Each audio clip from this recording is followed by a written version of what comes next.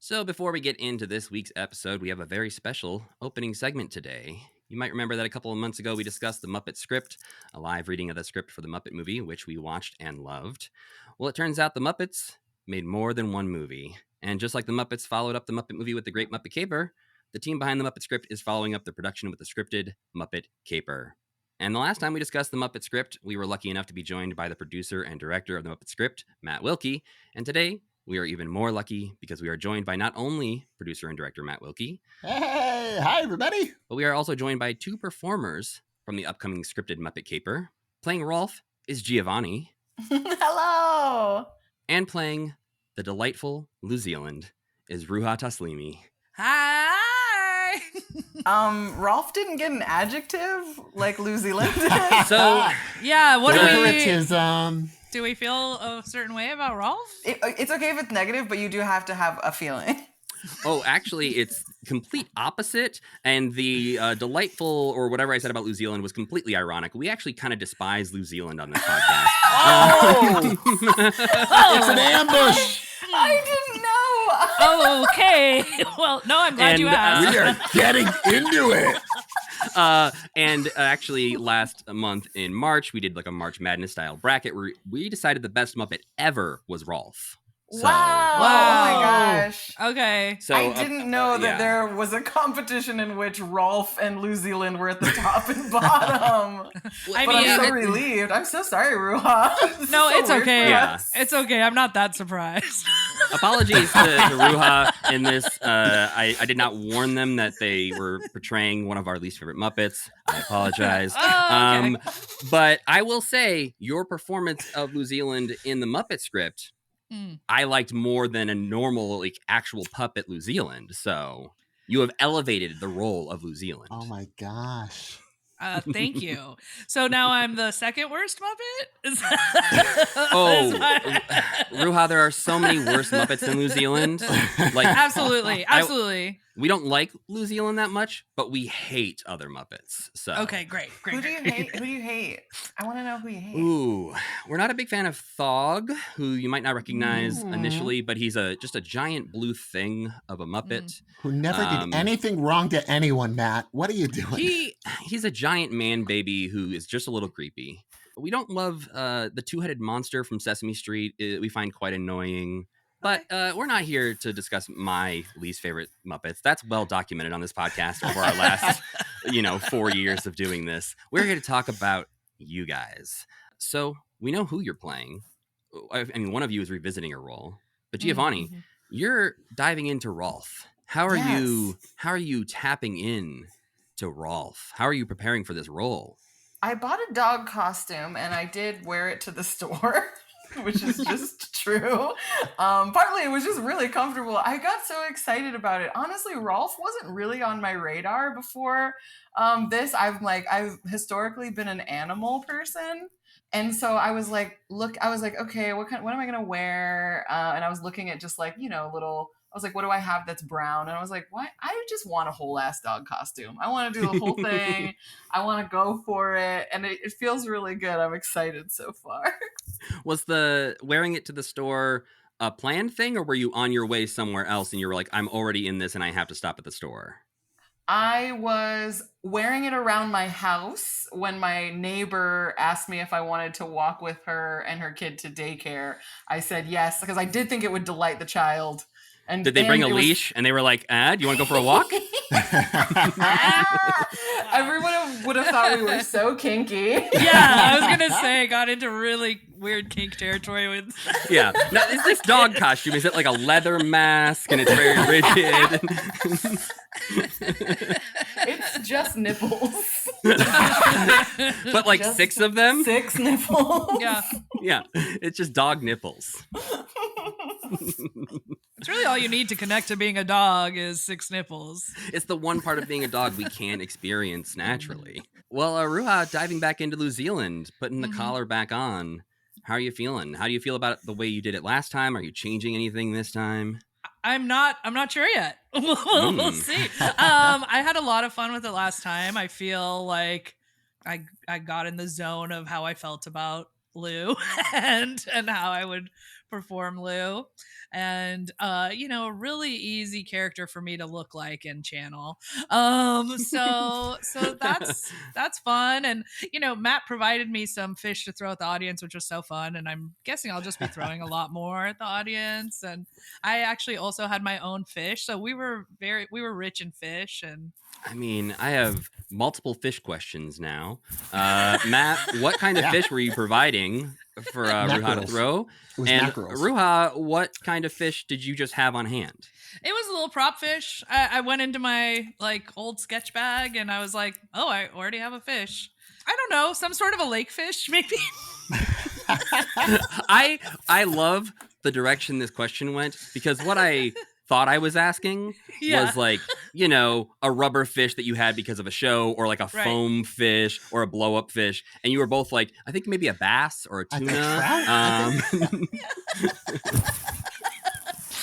I have a prop fish guy that I go to consistently at Hoi Young Company in Chinatown when I'm doing something that needs like a particularly funny looking fish, which happens often. I see this guy and I'm like, hey, I need something really ugly. And he's like, don't worry. And he'll go in the back and find the ugliest, most funny fish and bring it out to me and wrap it up. It's so nice. But Giovanni is talking about actual raw fish. I'm talking about, yes. Yeah. You guys are not. No, ours are plastic. Ours are actually what people would call prop fish. Please don't bring real fish. Come on. You could Gallagher it up and bring tarps for the first 2 rows and be like, yeah, you might get fished. I did used to host shows at SeaWorld. Maybe I just can't let it go. Yeah, that's absolutely what it is. I throw the fish so that they know they're doing a good job. This is the most New Zealand ass shit I've ever heard.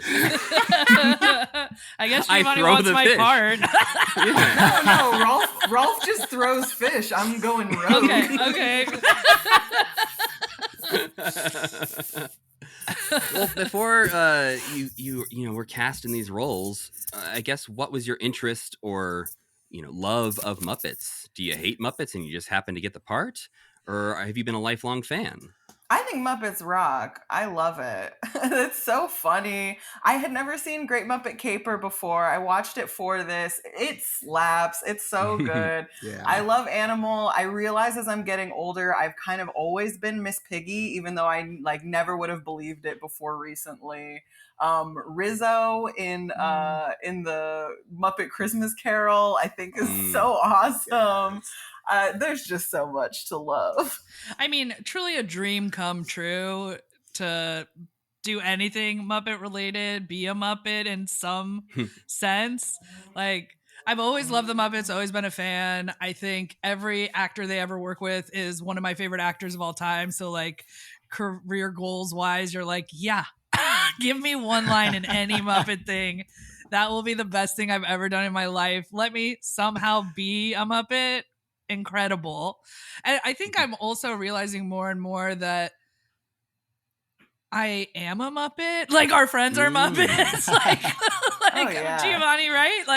I'm we all found each other, and they're all really talented performers, and they care about making people laugh and singing, and and I'm just like, oh my God, I'm a Muppet for life. I think our general community of comedy and entertainers are Muppets, but I think about Muppets specifically with Dropout very frequently. Sam Reich is very much a Kermit the Frog. Sam Reich is Kermit, and we're all we might not be existing Muppets, but we're certainly a cast of felt characters. Certainly felt characters all the way. Absolutely. Yeah. And that's that's honestly why I went to you too. When I started the first one and I was casting people, the first 2 places I thought of was Dropout and Thrilling Adventure Hour, where I was like, these are performers who are in these kind of companies that are Muppets. These are Muppets who are human beings. I love that.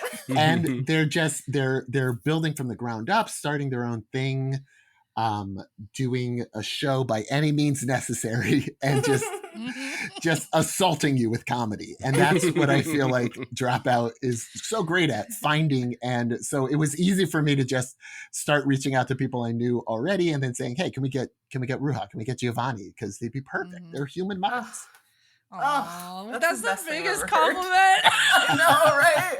Oh my gosh, I made it. Well, and I feel like I need to pull back the curtain. I'm curious how much the people around you, Matt, know about your history of Muppet fandom. Like, how much do you reveal when you're not on Muppet podcasts? 0%, because there are a lot of freaks out there that love Muppets. And hey, we are called podcasters. No, but I've been around the Muppet community as a fan. I mean, since birth, of course. But I worked for Tough Pigs for a while. We've talked about this before, which is another great website that covers Muppet stuff. And so it was a lifelong dream to do something with the Muppets, and putting this project together has been so great about it. Anyone who really knows me knows how much. I mean, like I'm wearing a Fozzie Bear t-shirt right now. Like, this is just normal wear for me. So yeah, dyed in the wool Muppet fan. And I hold it closer to the chest until someone says something, and then it's just out of my mouth. It's just just everything I love about the Muppets is then expressed to them in I'm sure a crazy way. But what's great about being where I am here in Los Angeles, and having been through improv training with UCB and getting to meet people like Giovanni and Ruha, and so many people on the cast who I've met through that, it really feels like a no-brainer in a lot of ways to be doing this. And finding the people who feel like I do about the Muppets is really easy once I start talking about it. So it's really fun. It is always interesting to sort of, you like open the tap a little bit to be like, oh yeah, Muppet conversation. Okay, well, I can hear. And then you let people in a little bit more at a time, and then suddenly you're confessing that you have a Muppet podcast you've been doing for 4 years. And then people sort of start to back away, and they're like, oh, you care more about this than I do, and I can't keep up anymore. And yeah, so it's fun to find the other people who want to talk about Muppets as much. But I can't even imagine, the feeling of getting up on stage and being like, I am New Zealand today. This is my role. I am the New Zealand. I get to throw fish at people. Yeah, boomerang fish. Yeah, they're supposed to come back. They are supposed to come back. Ours don't. They don't. Ours don't. Do you encourage the audience to not throw them back? I didn't have to say anything. They knew. They knew, yeah. I was tagged in a photo after the show of someone who caught a fish. It was just like they bought a poster. So it was like the poster, the fish, and then they tagged me. And I thought that was so funny. That's awesome. It is. Now they have a fish that they're like, what do I do with this fish? I have this now. Is this a tuna? Well, I'll try to keep an eye on the blur as it flies across my screen pretty soon. But speaking of the live stream, which unfortunately Sam and I live in Missoula, Montana. So, getting to Dynasty Typewriter in person, a little difficult for us. But it's also sold out in person anyways. So we couldn't even get there if we tried. Wow. Yeah, we're very fortunate. It's our second show and we've sold out both times, which is great. We are super excited. The reason why I chose Dynasty to work with, aside from being, and I truly believe this is the best place in Los Angeles to see live comedy. It's such a wonderful theater, and the people that run it are so cool. They're awesome. They're great.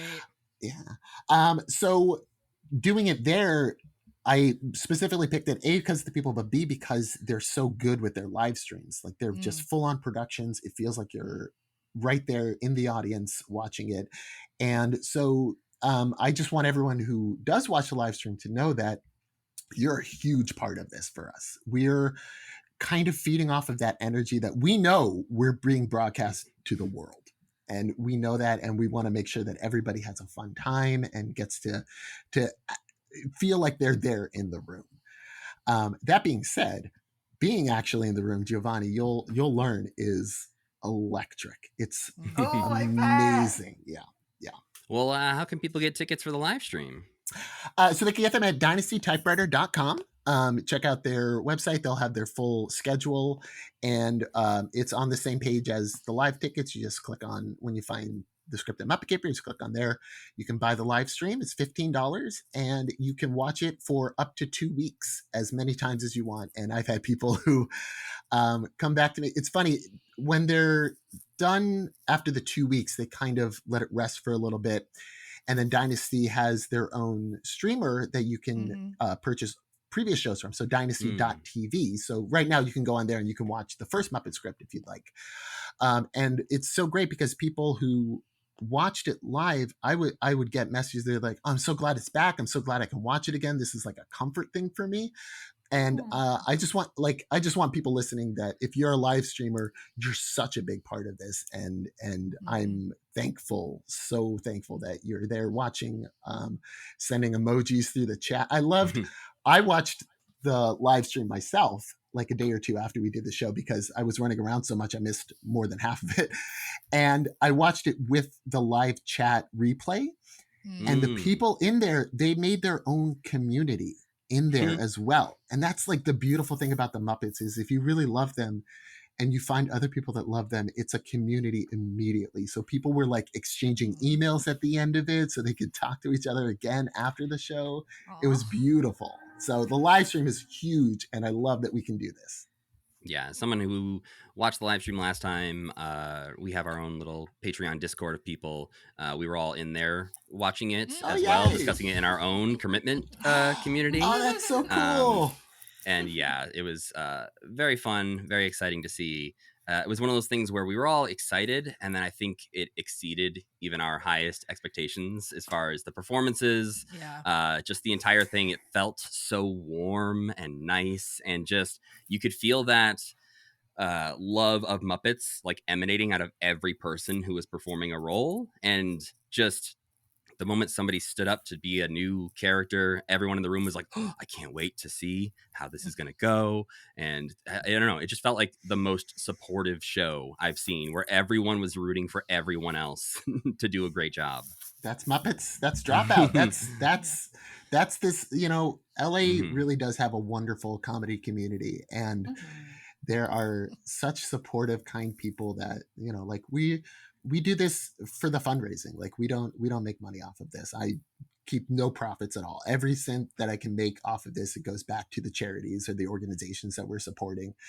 And can you talk a bit more about that this time, of where the money's going? I know last time it's a different one than last time, correct? Yes. Yeah. So last time it was Give Directly, which was a great organization. They were helping out because we did this so close to after the wildfires, and they were doing that.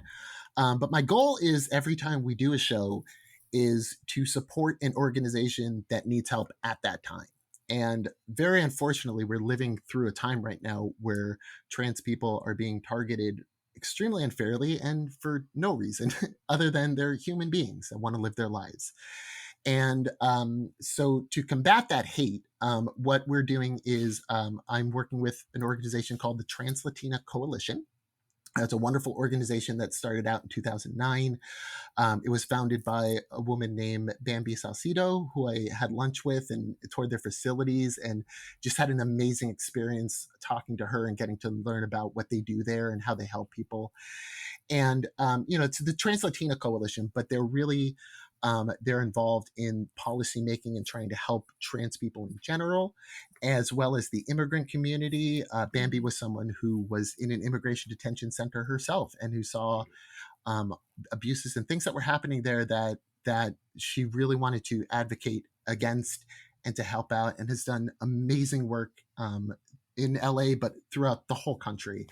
And I'm so glad that we have places like this that we can support as comedy people who have these big hearts that want to have everyone just live their lives and be happy. That's great. I can't wait to give my own money directly, obviously, by watching the live stream. But I hope everyone who's listening also signs up for the live stream.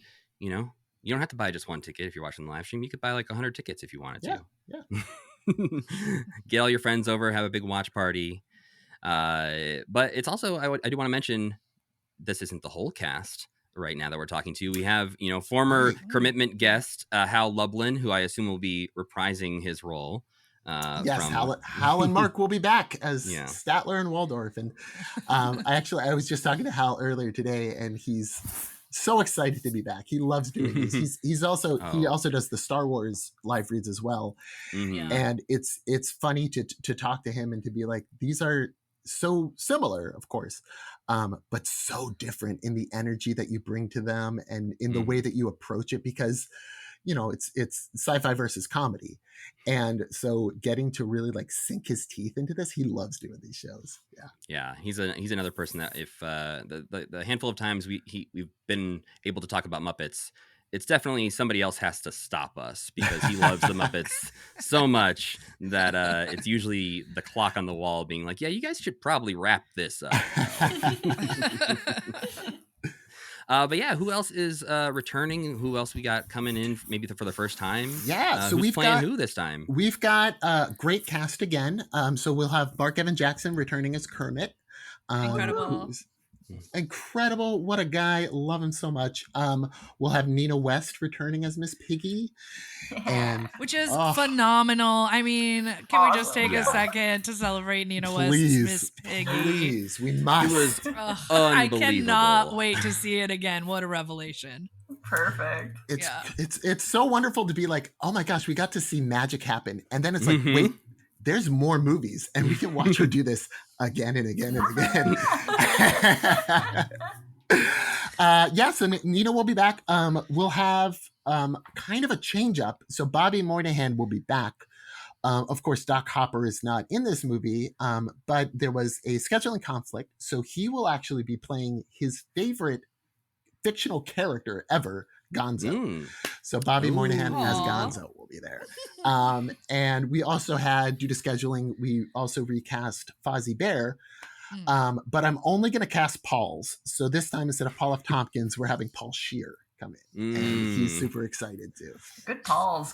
Yeah, that is good Pauls all around. Well, thank you three for being on the podcast. I'm so excited to watch your performance. We obviously have Giovanni as Rowlf. We have Matt Wilkie as producer, director, and Oscar the Grouch, with or without trash can. Wait and find out. And then Ruha Teslimi as New Zealand. And I sorry I said harsh words about New Zealand at the top of the show. The first thing you said was nice. Then we got into it. Yeah, as soon as I admitted that the first thing I said was nice and a lie, I feel like I had to. I'm choosing not to take it as a personal attack. Oh, it has nothing to do with you. As I said, you elevated the role. I would rather, if we can, full Star Wars CGI you back into the Muppet Show as New Zealand. I'd happily rewatch those New Zealand scenes. Absolutely, I would pay good money to see that edit. I would love to do that. I'm taking the whole compliment that you like Rowlf personally. I think that it's about me. I mean, and I agree that also should be about you. Yeah, I don't want that to be any pressure of you're representing our favorite Muppet. This is just solely because I heard you're playing Rowlf, and I was like, well, perfect casting. Great person, great Muppet. Perfect. All right. I'm so excited. This is going to be great. Well, and people want to go ahead and watch that, you can get tickets at dynastytypewriter.com. It is Monday, May 5th at 7:30 p.m. Pacific time. Well, thank you all once again for joining us here today on Commitment. It has been a pleasure chatting with you all. Lovely to chat, as always. Thanks, Matt. Yes, thank you for having us. We love the Muppets. Why are there so many shows starring Muppets and dozens of movies too? They said they'd watch everyone and they mean it. It's something that they've got to do. So now they pledge you a lifelong commitment. The Muppets, Matthew and Sam.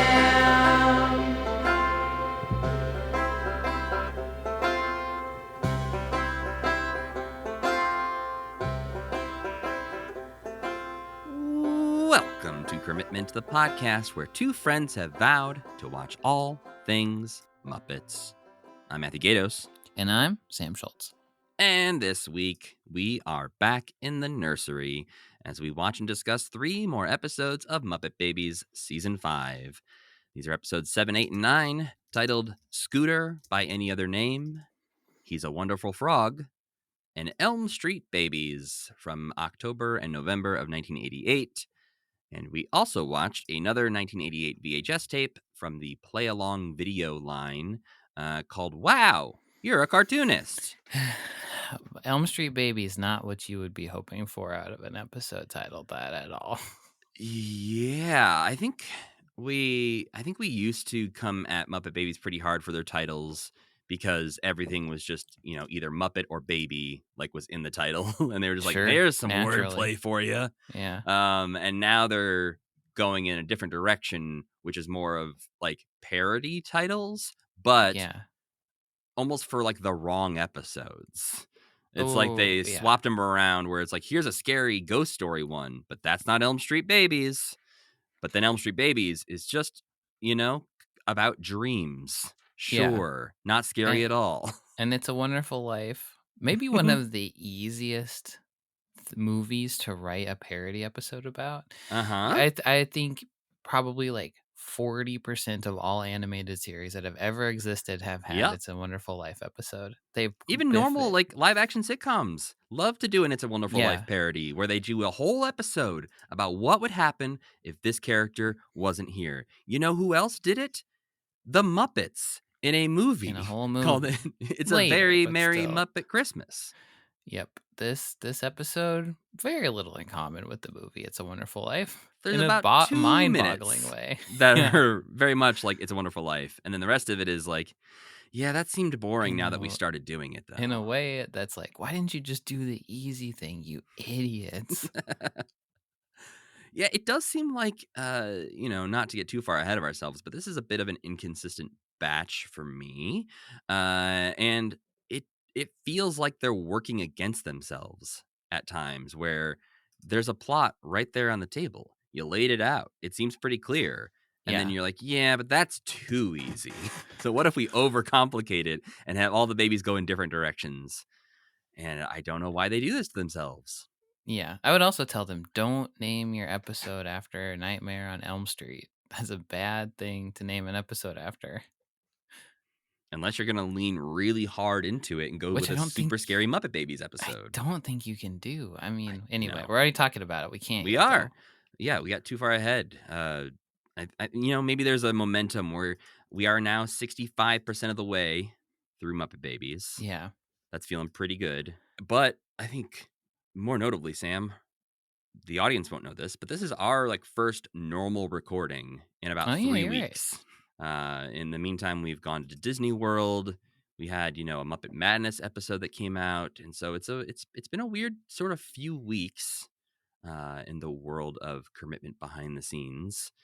And I don't think this is a thing that other podcasts normally do, but I feel like since we have made this vow, this promise to watch every single thing for the rest of our lives, it's worth Mhm. checking in every once in a while. So, Sam, how you feeling about not- commitment? We didn't vow to watch it for the rest of our lives. No, we vowed but- to watch it till it's over.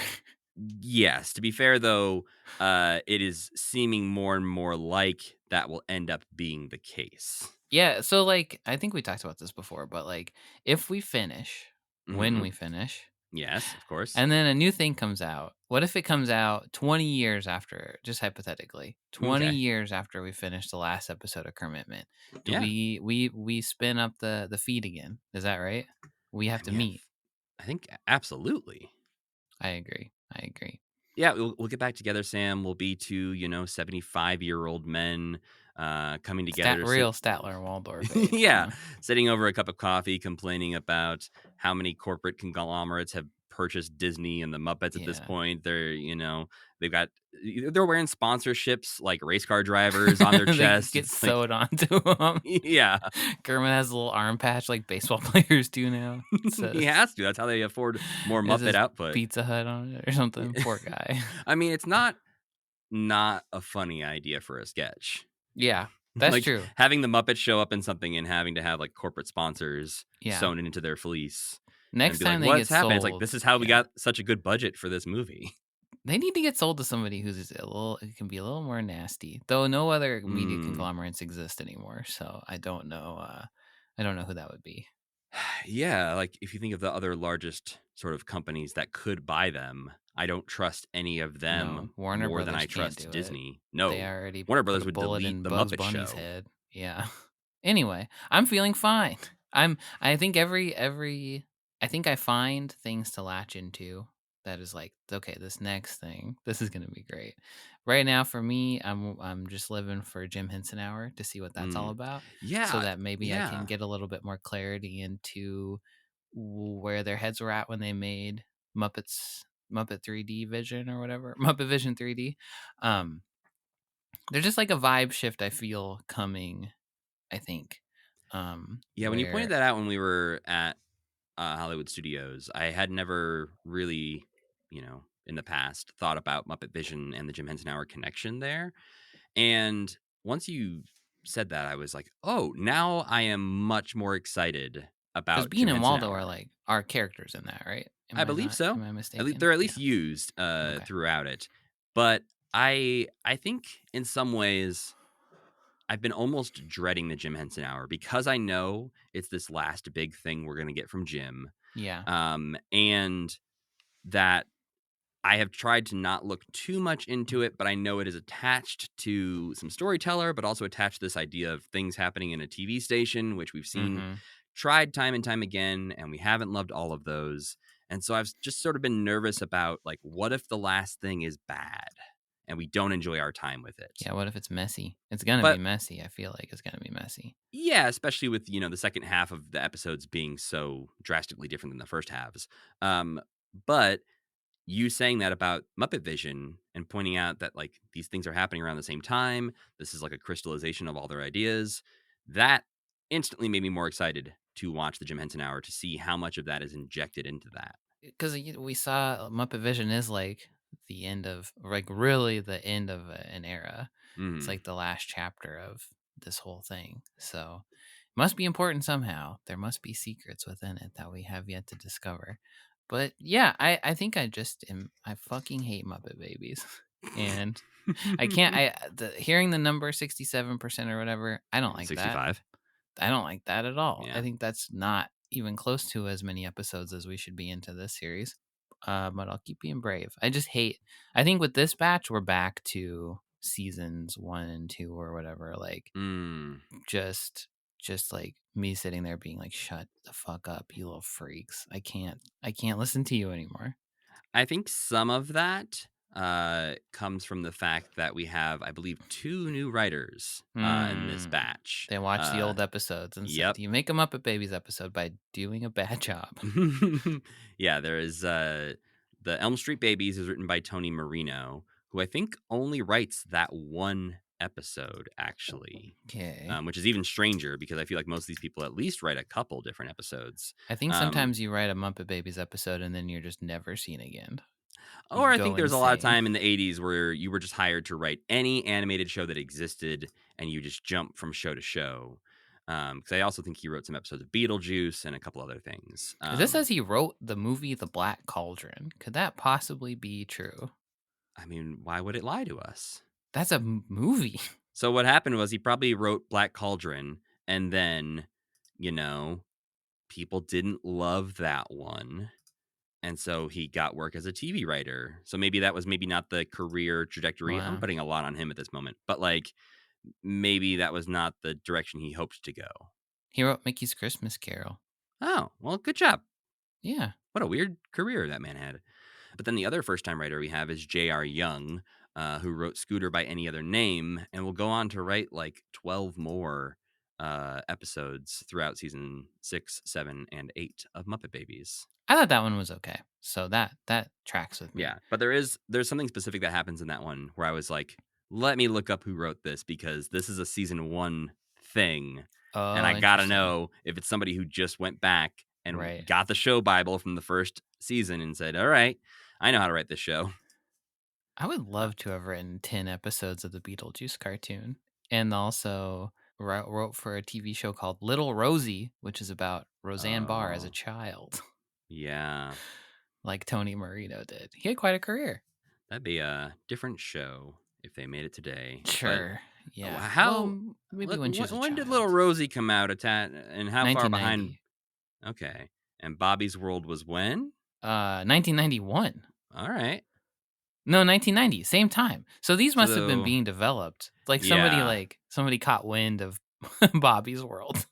They were like, all right, we gave a bunch of comedians some sitcoms. Now what if we gave them all cartoons? Yeah, where they're Where they babies for just some reason. younger versions of themselves. I always thought of Life with Louie as the one that transcended the medium to being something more special. Well, I'm glad to hear, even though Muppet Babies is wearing on you, that you're not over the entire idea of Kermitment, and that Yeah, hasn't man, soured you. I don't care. I'm too numb. I can't feel anything about it anymore. We're too deep into it. There's nothing to do. Well, I think the positive version of that is that we both discussed in the past how this maybe started off as a bit more of a Muppet recap, exploring the history kind of podcast, and it has slowly become two friends going through something together. Yeah. Well, especially going through Muppet Babies specifically.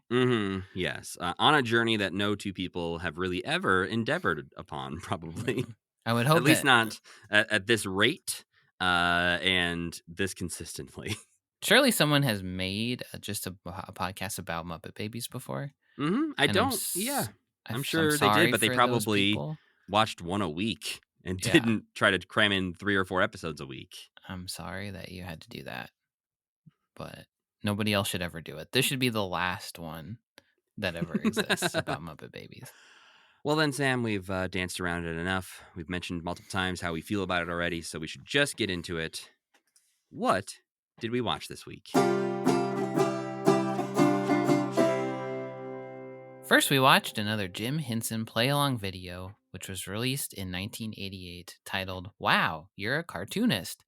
PJ and Kylie are back, this time to teach you the basics of drawing your own cartoon characters, though they leave a lot of the heavy lifting to Pops, a very large cat man played by Carol Spinney, and his little son, Pickle Puss, a very small cat boy. You think they're father and son? His name's Pops. You think they're not? I thought they were just like a comedy duo. They look, well, at first I thought he was, so it's a Carol in a costume holding up a puppet. And at first I thought it was a ventriloquist dummy. That was the vibe I got, but I'm pretty sure it's like an Augie Doggy and Doggy Daddy situation. I'm pretty sure. Oh, when you got two guys who need to Google, I know what you're talking about. Yes, okay, these guys. Yeah. When you got two guys that look exactly the same but one small, it's a father-son. Or a mini-me situation. Or, in rare occasion, it is a mini-me situation. That's right, Matt. I'm going to go with my headcanon being their father and son. But anyway, Pickle Puss is a very small cat man, also played by Spinny. They're in a classroom teaching a bunch of kids how to draw faces from different angles and different ways to draw faces. Then they throw it to Jonathan, who's just a normal guy, not a Muppet, just some guy who shows us how to draw bodies. Some guy is harsh. That is Jonathan Frith, son of Michael Frith. It is. Oh, okay. Some of the stuff he was doing, I'm like, you're not doing a very good job. Wow. Sorry, Jonathan Frith, if you find this episode. Wow, that's Jonathan Frith. Okay. Mm-hmm. Okay. The son of Michael Frith and Miss Piggy. So he's half Muppet. Yes. And then they close it out with Kermit showing us how to draw various animals with his unsettlingly realistic green hand, which jump scared me. The hand. What a choice. There's just lots and lots of drawing in this one. It's not random and chaotic like the other one. It's just, here's how to draw this, here's a drawing game, here's this and that, and that's it. Then we're back to the Muppet Baby minds. First, we watch Scooter by Any Other Name, air date October 22nd, 1988. Scooter hates his clumsy, nerdy self, so Gonzo takes him under his wing and tries to come up with a new persona for Scooter. They start with Maverick, a super cool guy with sunglasses who flies a jet plane, but Scooter doesn't think it's the right fit for him after he almost crashes his jet due to not being able to wear his regular glasses instead of his sunglasses. Then he becomes Scooterini? Was that his name? Scooter-Rooney? Scooter-Rooney, that was his name. A clown guy who does a bunch of pratfalls. The other babies are loving his shit, but Scooter finds that he hates being laughed at, so he doesn't want to be Scooter Rooney anymore. Then he becomes John Von Scooty, a rock star who is actually pulling off really well. And all the babies also, part of this episode is that all the babies actually do like all the different people he turns into quite a bit. Until they don't for some reason. Yeah, until but at we'll the get end to they're that. like, I mean, he could still use a computer and be John Von Scooty. People are complicated. But John Von Scooty doesn't feel right to Scooter for reasons I don't quite recall. Finally, he becomes Super Scooter, a superhero who tries to help Fozzie find his missing whoopee cushion. Scooter decides that in order to crack this case, he needs to return to his old nerdy persona so he can use his computer to pinpoint where the whoopee cushion is using data, which he does. And all the kids agree that they like nerdy old Scooter the best of all. Next, He's a Wonderful Frog, air date October 29th, 1988. An episode themed after a Christmas movie right before Halloween. Good job, boneheads. Kermit's going on a trip for a week to visit his nephew Robin, and the other kids are sad, but Nanny tells them that they cannot act too sad or Kermit won't even want to go, so they overcorrect a bit and start telling Kermit that he could leave forever and it would be fine. It's Fozzie. Well, I guess it's just Fozzie. Let's just point the finger where it needs to be pointed. It's solely Fozzie who's like, I have an idea. Kermit, we don't care if you ever come back. And also that plot point doesn't really go anywhere. It's very unclear what the stakes of this episode are. But they tell so Fozzie tells them that, and then they all sort of in a very slapdash way, including Kermit, start imagining life without Kermit.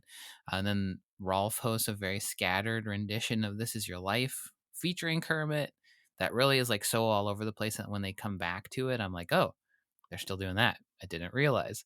And at the end, Kermit's like, okay, I won't leave forever, though that possibility was not ever in the cards. He never was going to leave forever. When he tries to tell them multiple times throughout the episode, I'm not leaving, and they refuse to listen to him. Well, then he even they gaslight him into being like, maybe I am leaving forever. Yeah. I don't really Maybe they know something I don't know. It's like Kermit's watching the episode and as confused by the plot as everybody else. He's like seeing in the meta way, like, this plot sucks. I don't understand this at all. Yeah, clearly the plot can't be this bad. Everyone thinks I'm leaving. That doesn't seem right. So maybe all that would make sense is that I really am leaving. Yeah, that's the only thing logically that's happening here. Yep. Finally, we watched Elm Street Babies from November 5th, 1988, an episode themed after a scary movie the week after Halloween. You fucking idiots. Skeeter has a crazy dream and wakes everybody up except Scooter with her ruckus from having a crazy dream. And since they're all awake, they take turns telling each other what they were dreaming about. Meanwhile, a sleeping Scooter is incorporating what they're saying into his dreams of himself and Gonzo, who is playing the Sandman, exploring the dream world in a submarine. So it kind of just gets like a little bit crazier as they tell their stories. And there's really no point in going any further into it than that. That's basically just, then they go to bed. Nanny comes in and is like, shut up, you little brats.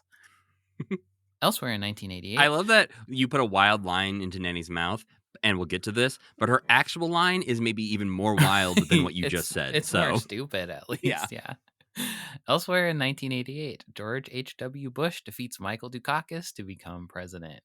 Bobby McFerrin's Don't Worry, Be Happy was tearing up the charts, as was Billy Ocean's Get Out of My Dreams and Into My Car, and Guns N' Roses' Sweet Child of Mine.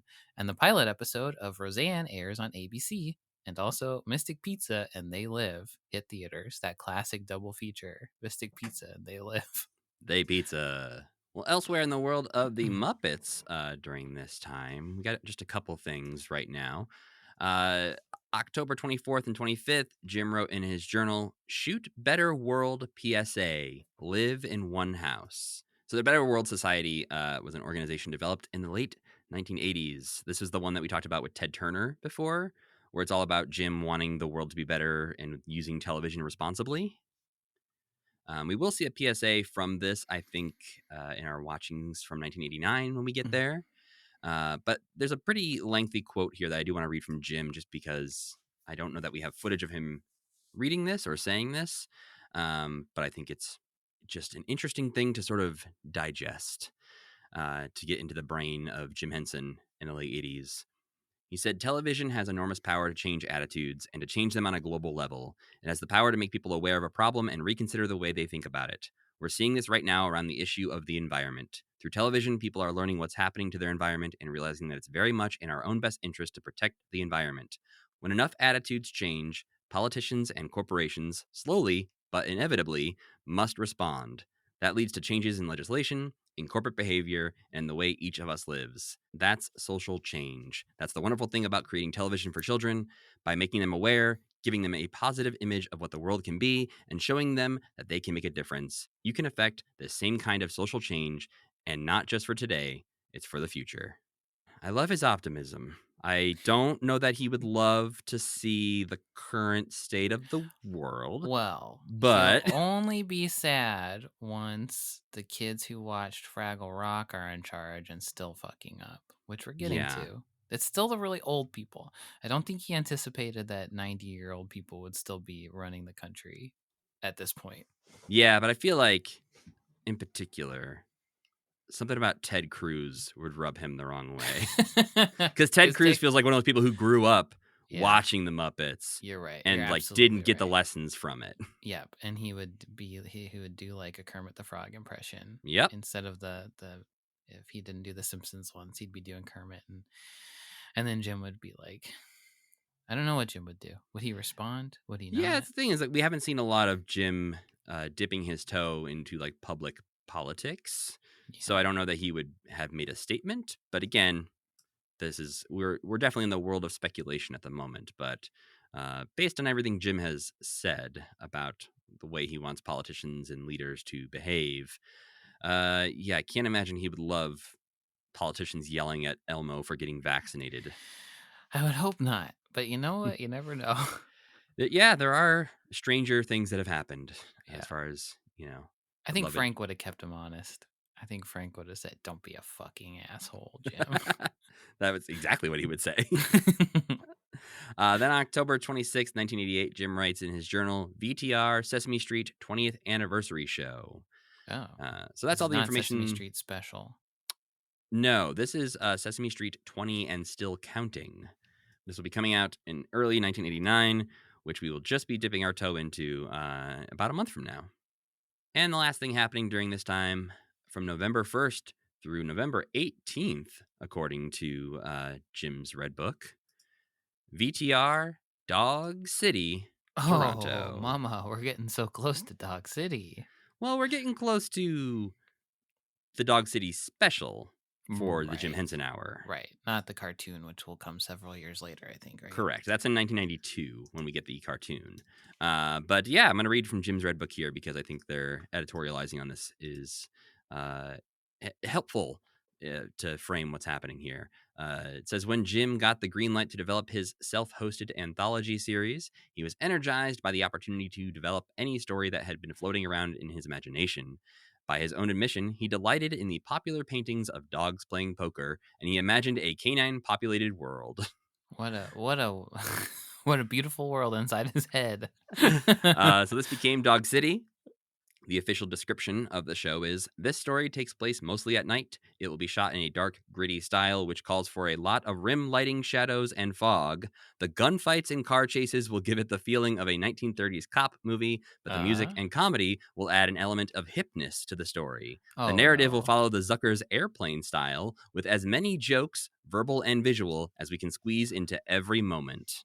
Oh, boy. God bless you, Jim. Good luck. Yeah, we'll see, I guess, in a little while how that paid off. But yeah, Jerry Jewell served as a co-producer on the Dog City shoot, and it will air in May of 1989. But getting into what we watched this week, first up is the VHS tape. Wow! You're a cartoonist. This is directed by David Gumpel, who we talked about before as the man who directed the Muppet Vision pre-show. Oh, yeah. And written by Jim Lewis. And hosted once again by Muppet siblings Kylie and PJ. Are they siblings? I believe we are told at some point they are siblings. Okay. I don't know where that canon comes from, but Okay. I feel like they must have said it at some point and we just blocked it out because there's only, so much brain space, and Kylie and PJ are not the most interesting characters. Yeah, I believe, especially in this one, they really Mhm. like just pass it off to the Yeah. kind of disturbing Pickle Puss and Pops, I'd say. All We spent a right. lot of time with them. I was like, wow, still hanging out with Pickle The Puss and Pops, huh? Yeah, I was surprised by the length of time that is spent with them. But the beginning of this starts off with something that will become a running theme throughout the episode, where we see drawings of Kylie and PJ, which brings them to life as puppets. Basically, if you draw a good enough puppet, it will come to life. Or if you draw a really bad picture of Gonzo, it still will come to life. It's okay. Yeah, we found out the one thing that Carol Spinney can't draw, apparently, is Gonzo. At least while dressed like a giant cat, man. Yeah. Well, their first guest on this show, adding some star power, is Kermit the Frog, who is also brought to life via a drawing of him. I like that they're like excited to see him. Like you'd be excited to see like a very hot, so like the puppets I thought you- excited to see Kermit the Frog. Yeah, basically, like they're excited to see him, but the way that they express it is like he's like a god or something like that. Mm. They're just like they understand that He they're is like puppets and that they there. owe Yeah, they owe their existence to him existing, basically. for multiple reasons. Mm-hmm. Like one, they wouldn't be celebrity puppets without another celebrity puppet, but also they literally wouldn't exist physically without the That's creation. So depending on That's how much true. they know Yeah. about their own creation. It felt like a meta moment where they were Yeah. like, "We're puppets. This is the king of puppets. Great to see you." Yeah. But Kermit's not there for that long at this point. He'll come back later to creep us Yeah. out. Instead, we get a commercial for Artie's Art Supply, which Like Kermit pops up and he's just like, "Drawing cartoons is easy. See you later." yeah, All I'll right, show you fuck with my weird bud. hands. Yeah, you're gonna do a bad job later, but we'll talk about that soon. So we first get a commercial for Artie's Art Supply, which was one of those moments where I thought for sure this was gonna get wackier or Yeah, weird. it's really straightforward. It's just like art supplies exist.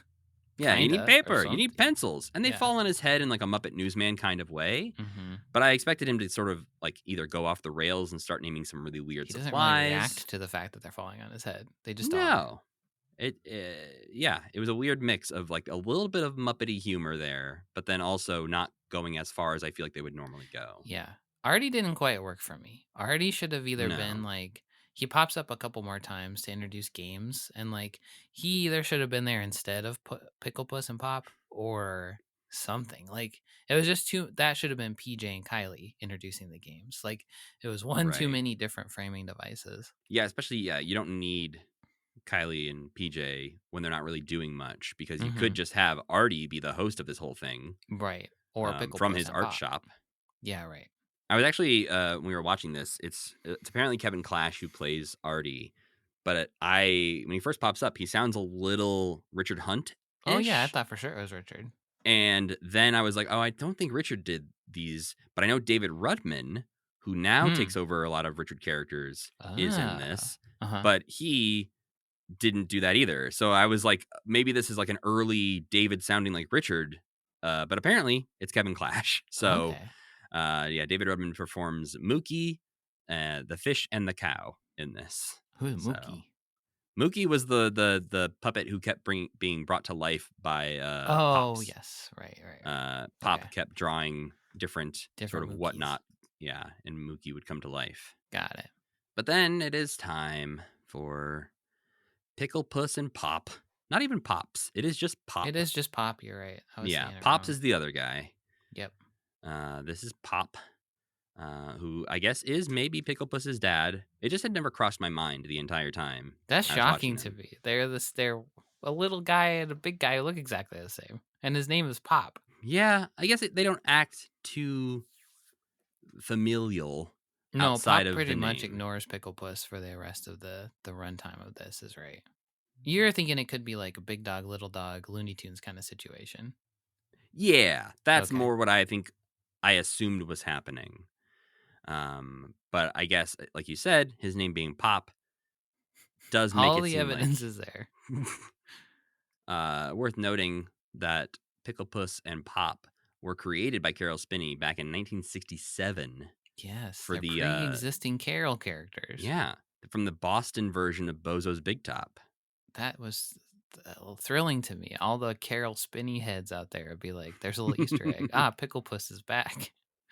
Everyone's just been waiting for Pickle Puss to come back. I mean, if that happened now, that would be like people on Reddit would be losing their minds. But I don't know if I realized before digging into some of this that Bozo was a franchised character. Yeah, there were bozos everywhere. I hate that. Why? I grew up thinking my Bozo was the Bozo. Doesn't it make that episode of The Simpsons make way more sense now, though, when they're training a bunch of Which one? Krusties? Yeah, totally. But I never connected the dots there. Who was your Bozo? I mean, mine was the WGN Chicago Bozo, who I feel like was the Bozo. That's what I thought so. Bob Bell was your Bozo. And you know what? He seemed like a pretty renowned Bozo. His voice was the voice they based Krusty the Clown's voice on. So, you know what, Matt? He also stopped being Bozo in 1984. So unless maybe they were playing reruns. Yeah, I think Joey Dioria. I think that's my Bozo. That's your Bozo? Joey Doria is my Bozo. Okay. But yeah, it seems like he is the longest reigning Bozo. Huh. He was Bozo for like 17 years or something, maybe even longer. Yeah, so my Bozo was the longest Bozo from 84 to 2001, it looks like. So you did grow up in the market with probably like the most renowned Bozo. I was also I'm pretty sure like our entire family was on like the wait list to be in the audience. Oh, you never got to go though? Never got to go. I feel like I had some cousins maybe who got to go. They didn't get to play the games or anything, but they did get to go sit in the audience. Actually, the more that I'm thinking about it, it is kind of fucked up that there's a lot of Bozos, huh? It's it's a little bit freaky. My bias is just so much like I cannot accept that another Bozo might be better than my Bozo. Oh, yeah. Well, I never was exposed to a Bozo. I don't think I lived anywhere with Bozos. With a big Bozo with a big Bozo market. So I don't have see, a Bozo. Chicago, big Bozo market. Yeah, that seems like a place where you'd have a Bozo going to the bank, cutting the big ribbon, hanging out at grocery stores. Your Bozo would be everywhere, but somehow there's actually a logical line that followed of what just happened here, because we were talking about Pickle Puss and Pop, who were created by Carol Spinney for Bozo's Big Top. So we're back now. So Bozo exists in the Muppet universe. Well, that's for sure. This guy knows Bozo. Bozo crossover with the Muppets, kind of. Yeah. One of the weirder things about Pickle Puss and Pop art class is that Lunch Encounter Monster is attending. Somebody who I feel like we haven't seen in a while. Maybe showing the most personality he's ever shown. But in this, we learned that he's actually a surprisingly good cartoonist. Yeah, he draws a great animal. Yeah. So Pop teaches us all how to draw. I say us watching at home, but also 3 children sitting in the crowd there in his art class, one of which is Tatiana Ali. Oh, okay. Yeah, who we actually have talked about before because she was already on Sesame Street at this point as a kid on the street. But she will go on just in a couple years after this VHS tape to be in Fresh Prince of Bel-Air, and is currently on Abbott Elementary. It's kind of crazy that Carol's in this. Like, how did that happen? He doesn't get to be in anything. No, and the fact that not only is he in this, but he's also there as a character that he previously created for a different purpose. Yeah. Like, I don't know what the decision-making tree there looks like of maybe Carol could draw, so they wanted Carol to be an art teacher character. Right. And he suggested bringing back Pop because he did a character like this that was a lion on Bozo, but was like he would draw on Bozo. So it's also not that far from something he's done before in premise. Yeah, I guess, Sam, as someone who went to art school, what do you think of Pop and his teaching skills here? I think his part is the most like this part is the most compelling and the most like actionable, I would say, for a child to learn. If you're a child in that art class, kind of like I feel like you're kind of learning you can do anything you want, and you're learning how to like correct mistakes, or like you're just learning a lot of good stuff, I feel like, in Pickle Puss and Pop's class. I think Kermit is slightly more helpful in his drawing because he at least is tackling the initial idea they set out. Where Right. Kermit, when he pops up at the beginning, he says something like, cartooning can be simple, just use basic shapes and put an image together. Right. Whereas when Pop is teaching, he does that for a little bit where he's like, draw a circle, now add an eye and nose. But then the rest of his drawings are like, all right, let's draw Fozzie. And then he just is like drawing Fozzie. And he's like, just draw the ears and the hat and make it perfect. Yeah. Yeah, that's true. That's true. And he's damn good at drawing Muppets also. Yeah, very Does good. a good Fozzie. But yeah, you're right. Kermit's more helpful, but his end result drawings are worse. So there's that too. But yeah, depending on, I guess, on what level you are trying to learn how to draw, Kermit could be more helpful for a beginner because he's like, this dog is 2 circles and then another circle. Yeah, but I feel like Carol gives you a better like base level of like how to even have the ideas in the first place, or like how to think about how to create your own thing, instead of like Kermit's is a little more like drawing book tutorial. Yes. You know? Pop is an interesting puppet because there's a couple times where you can see both of his arms working, but also his face moving. Oh, does he have a Waldo inside him or something? It was hard to tell because it only happens a couple times pretty quickly. And I couldn't tell if it's like a Waldo, like some remote face puppetry, or more likely like somebody else next to him with their arm in another arm, sort of right-handing Pop. Oh, yeah. Okay. Because it's sort of cropped in a way where that could be what's happening. So okay. I know they do that with Big Bird from time to time when they need him to use both hands. Or Carol's like puppeteering his face with his nose or something like that. I mean, He's like... being Carol Spinney, I think he could pull it off. Yeah. There's a few moments throughout this tape where everyone joins together in song, and it feels like they really rehearsed one time. The song that they sing in Pop's classroom is like, this isn't, you guys don't need to do this. It's like a 3rd grade Christmas program kind of thing. The kids get up there and they start singing along to a song I'm sure they heard for the first time 5 minutes ago. Kermit and all the animals also don't really like do that good a job either. But the kids really are like, I don't know what you're saying exactly. Yeah. Well, yeah, Pop brings Miss Piggy to life via illustration, also followed by Fozzie. So we get both of them in this VHS tape.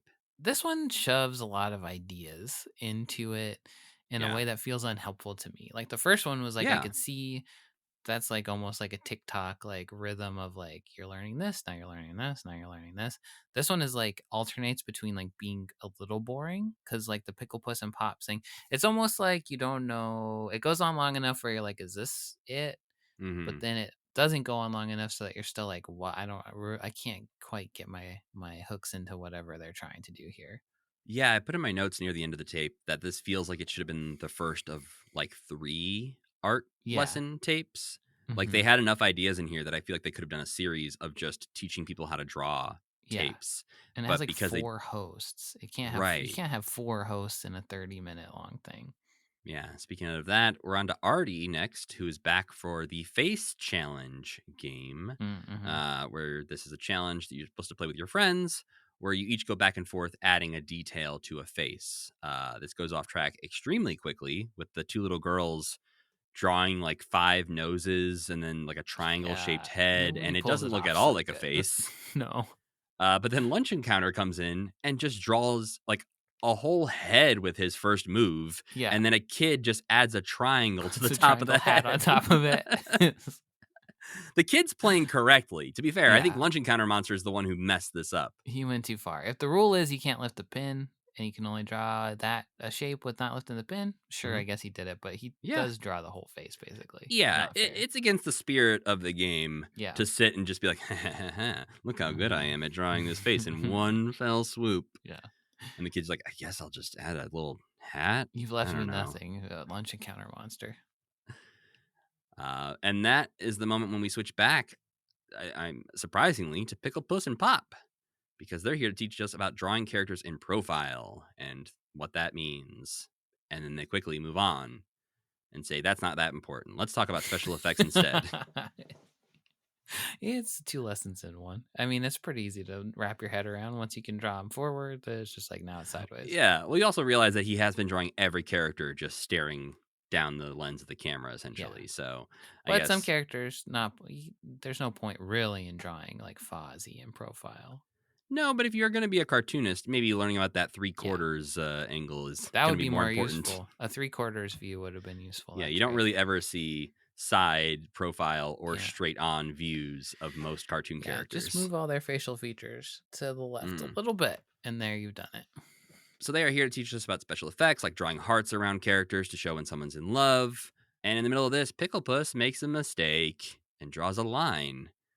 But Pop is here to teach us that when you draw a line by mistake, you can take a look at it and see how you can use that line. And so he uses it to make by far his worst drawing, a concerned, small-eyed Gonzo. Yeah, I mean, I guess Gonzo started off concerned in his Yeah, but he's in the always had original big iteration, round but eyes with he's big old always had eyelids. Big eyes, that's right. But it's enough for real Gonzo to apparate and say, "Great job, Pops. See you later." Then we're back with Artie, who's teaching us how to play What's That Line? A very similar game to the face drawing one, but in this one friend draws a random shape or line on a piece of paper, and another friend has to turn that into something. I think these games to me are like Pickle Puss and these games are like the two most useful things, I would say.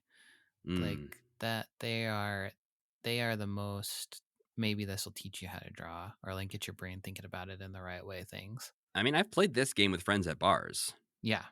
Like on a napkin, we've played this before where it's just, draw a random line, hand over the napkin, turn it into something. So this can be a very fun game. But then Michael Frith's son, Jonathan Frith, is here to teach us how to draw bodies because we haven't really been focused on bodies this whole time. I don't think he does a good job. I still don't think, even if he's Michael Frith's son, I still don't think he does a good job. I think it's more like the inconsistency you've talked about of like what they're trying to teach. Because like the idea of now transitioning into a section where we're going to teach you how to add bodies to the heads you've learned how to draw, sure. But he does just do like, this is a stick figure. Now draw it not like a stick figure. And it can jump. And then there's lines. And then there's a shadow. Yeah. And there's the weird disconnect. Yeah, that you're not seeing the faces you already learned how to draw, and you're learning from somebody completely different. Yes. It would be funny if everything he drew was a completely overwrought, busty, sexy picture of Miss Piggy, though. When I was little, my dad taught me how to draw. So here, let's draw bodies.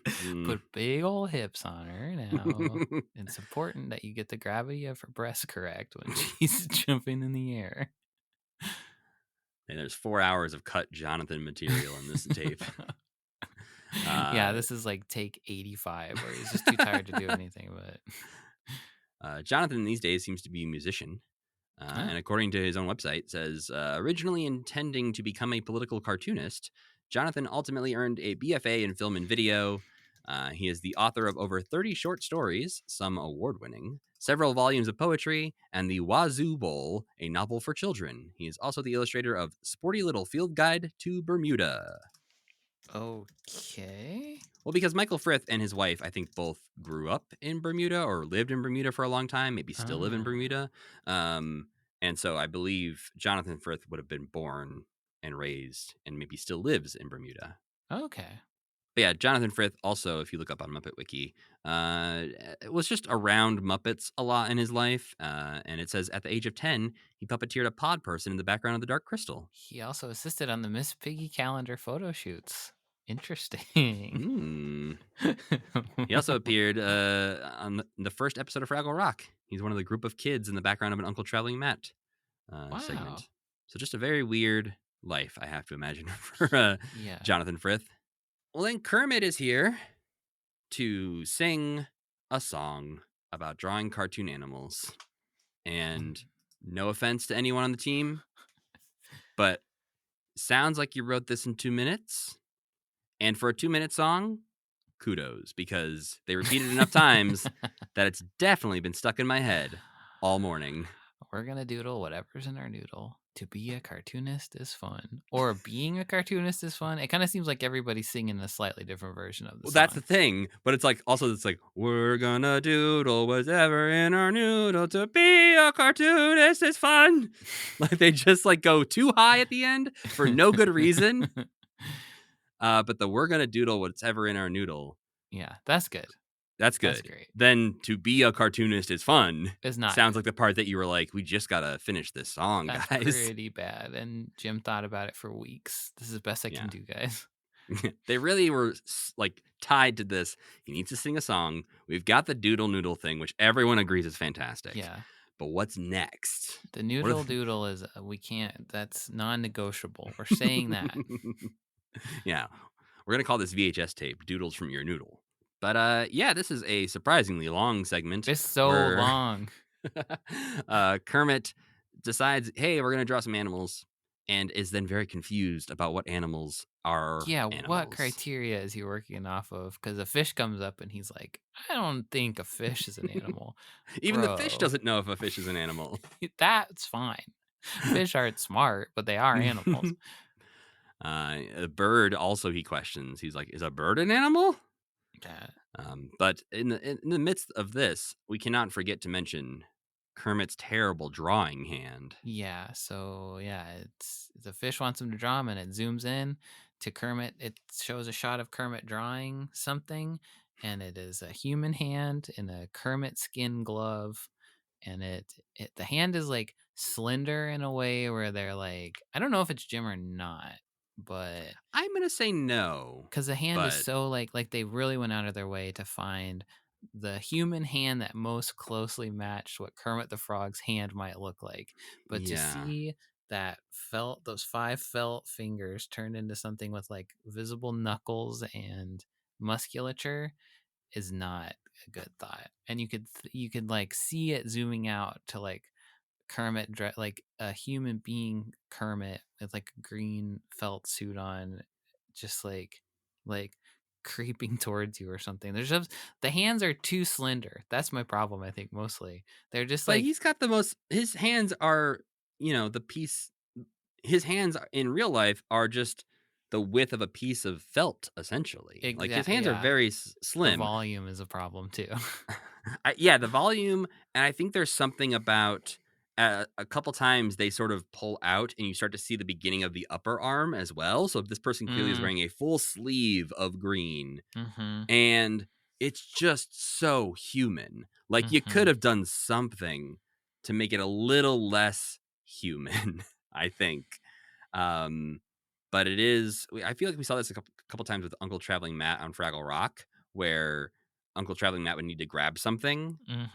I feel like he grabbed something out of like a flower pot or something for a hat. Yeah, he become live hand for a second. Yeah. Or yeah, they show a close up of his hand. You're right. It was picking flowers. Right. But it's always weird when it happens. And this is the only time it ever happens with Kermit, according to Muppet Wiki, which is good that we have seen it. We can move on.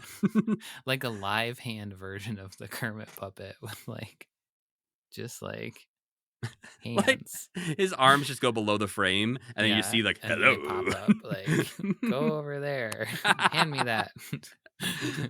Yeah, it's, certain Muppets get away with it, like a Dr. Teeth. I feel like they can pull that off, but it's not always a successful switch, I would say. But this is maybe the worst, because Kermit's hands are so small and so specific that, turning them into giant human hands is a little unsettling. And I think maybe they could have played with perspective a little bit and tried to sell it that they were really zoomed in or something on them. But it just looks like a normal human hand drawing full-size drawings here. And you're like, that's not Kermit. Or is it Kermit? They should have put like a rod attached to the wrist or something. So yeah, I don't know. It was bad. But then we learn a bit more about Kermit's criteria, because he's okay with dogs. He's okay with Catgut, who shows up for the first time in a long time, looking horrible as always. He does it. Yeah, dog is definitely an animal. That's the one like real confirmation we have. Yeah, the moment that dog comes in, he's like, oh, of course you're an animal. He's basing everything around dog. That is his default animal. Is a frog an animal? A frog is a pretty close to a fish. That's why I was waiting to see what was going to happen, if he was going to accept that if a normal-looking frog came up to him. But I think this might be Catgut's last on-screen appearance. So, R.I.P. Catgut. You've looked dead for years. Then when the cow shows up, I started to wonder, Is this going to be the rest of my life? Just watching Kermit draw animals until every one of us animal. dies. Yep. I think they also must have felt that because that is the last animal he draws before they keep singing the song again and wrap up that segment. But dear God, was that like 3 animals too many? Yep. Too much.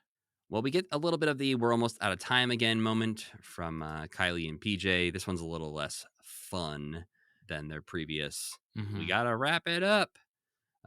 This one, they just put everything they learned together with Artie, who's going to teach us about drawing flip books. Again, one of those things where if we had more time to explore this idea, not a bad idea to teach kids. Yeah, his explanation of how to do it is not leaves something to be desired.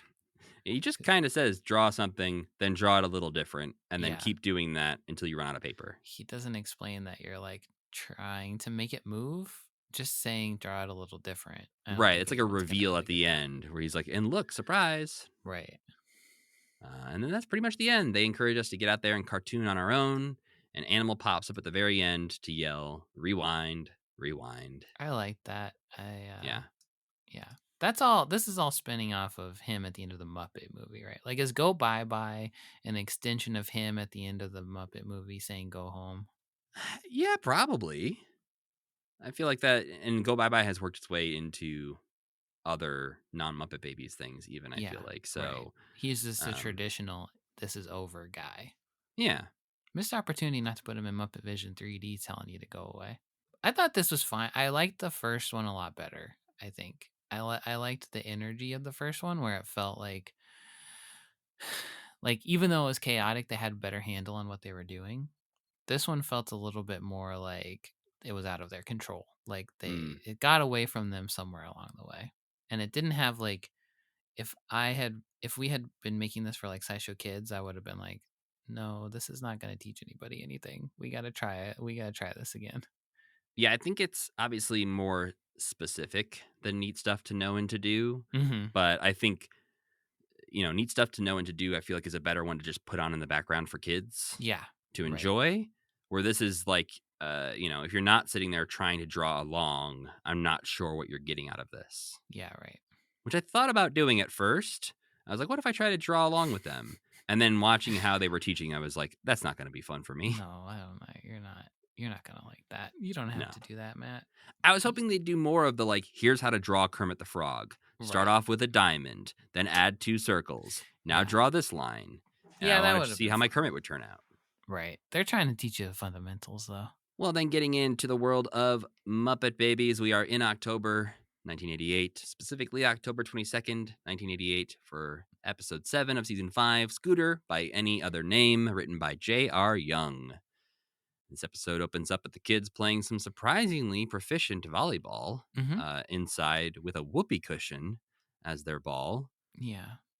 Why? Something that I did not understand was what was happening until the very end of the episode. And I had to go back and be like, were they playing with a whoopee cushion? Yes. Apparently. They sure were. I feel like they don't usually have to play with like cobbled together, not real stuff. Like in the past when they played sports, I feel like they've really had like a football or really had like a basketball. I mean, we but see I guess them have a football. Oh yeah, we do in the next in the episode same batch or something. Yeah. I wonder if maybe just a volleyball's a rarer ball, a more special ball. I mean, also, like, that's going to break something for sure. Sure, like, yeah. volleyballing inside? Let them outside. We do get some hint that they have gone to the beach recently. So there's that. Yes, and notably, we'll talk about it in the next episode. The whole episode is about Kermit leaving the house. Oh, that's true. He doesn't big. Ever we don't see him. See it happen. But we get some very strange background story on the fact that he is going to. But we'll get to that soon.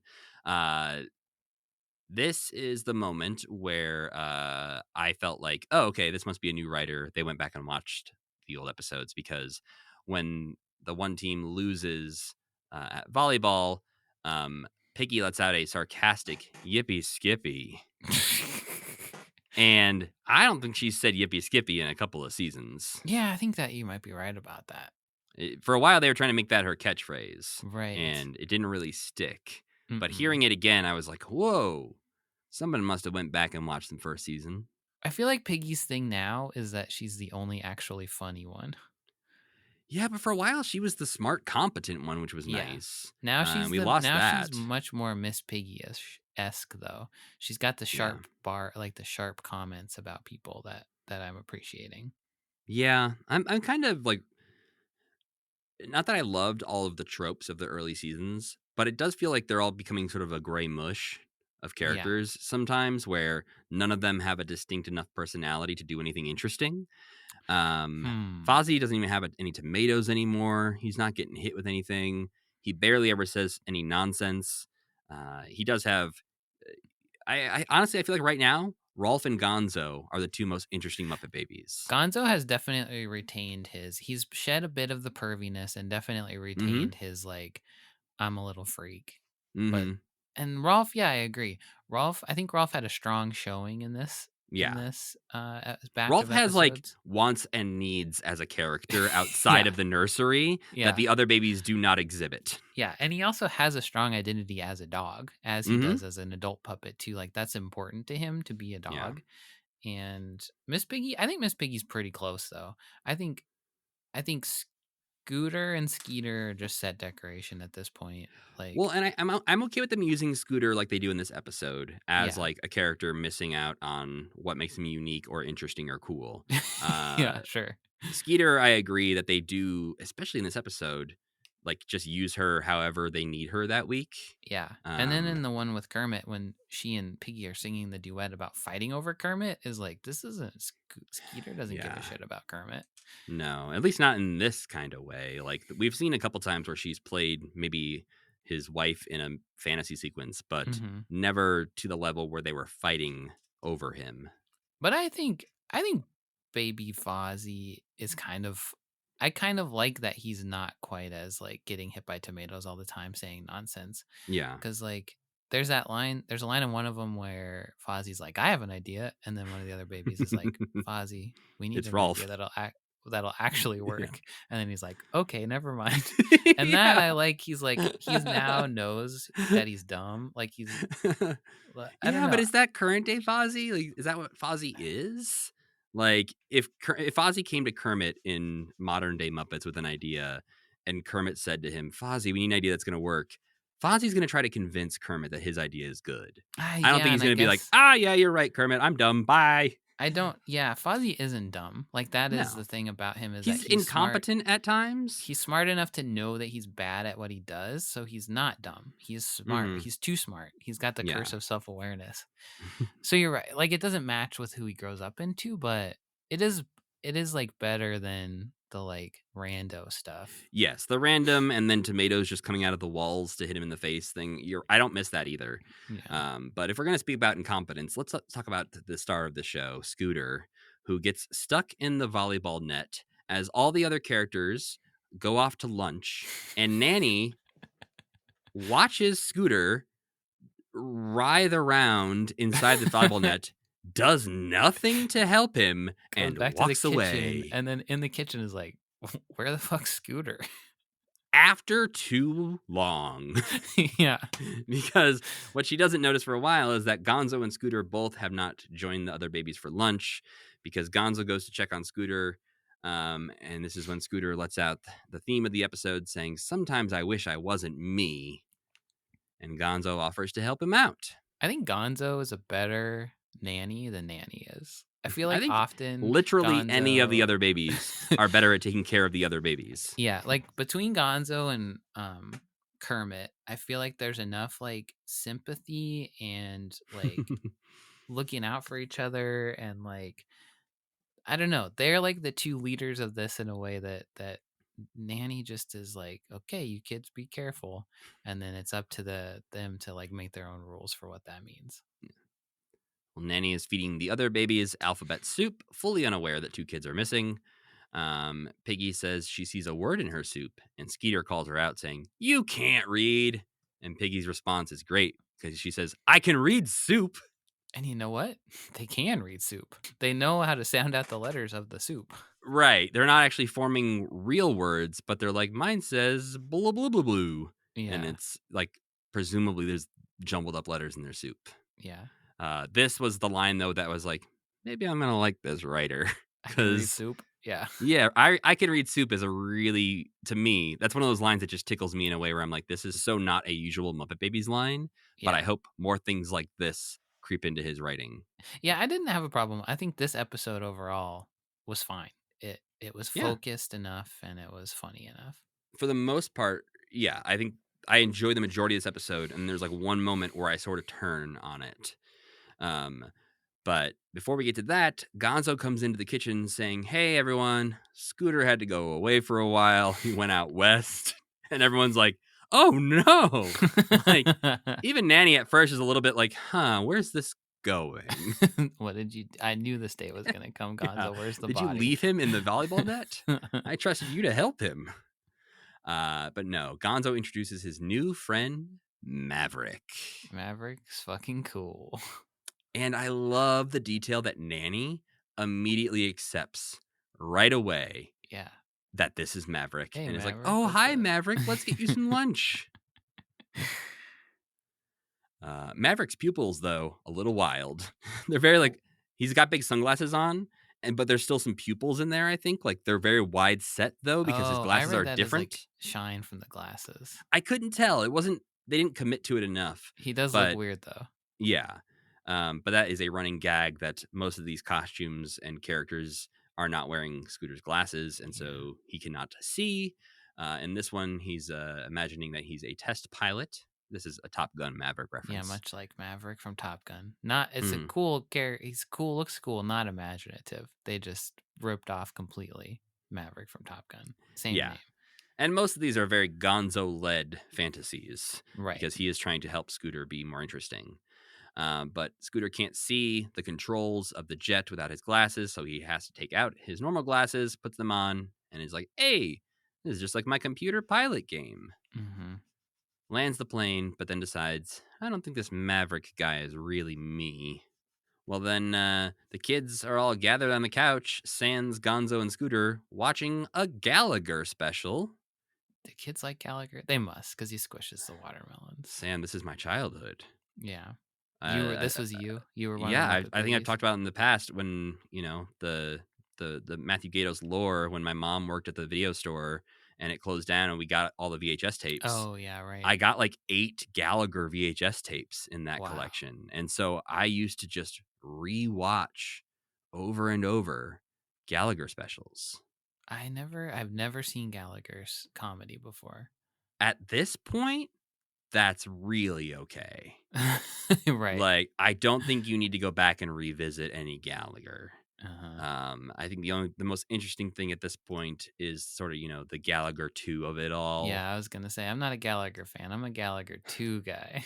Yeah.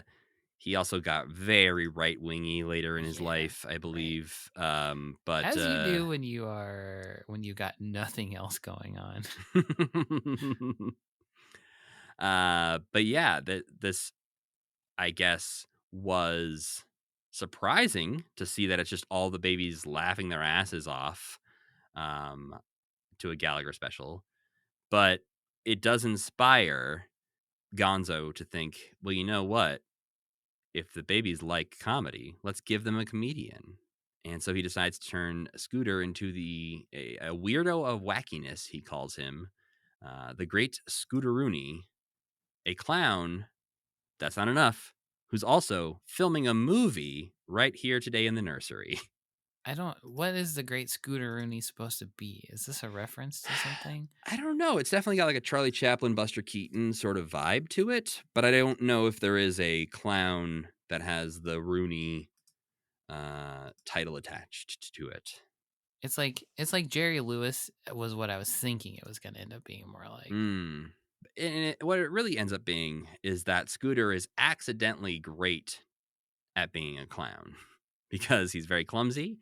He trips into funny pratfalls and his pants fall down, and the kids cannot stop laughing. I love when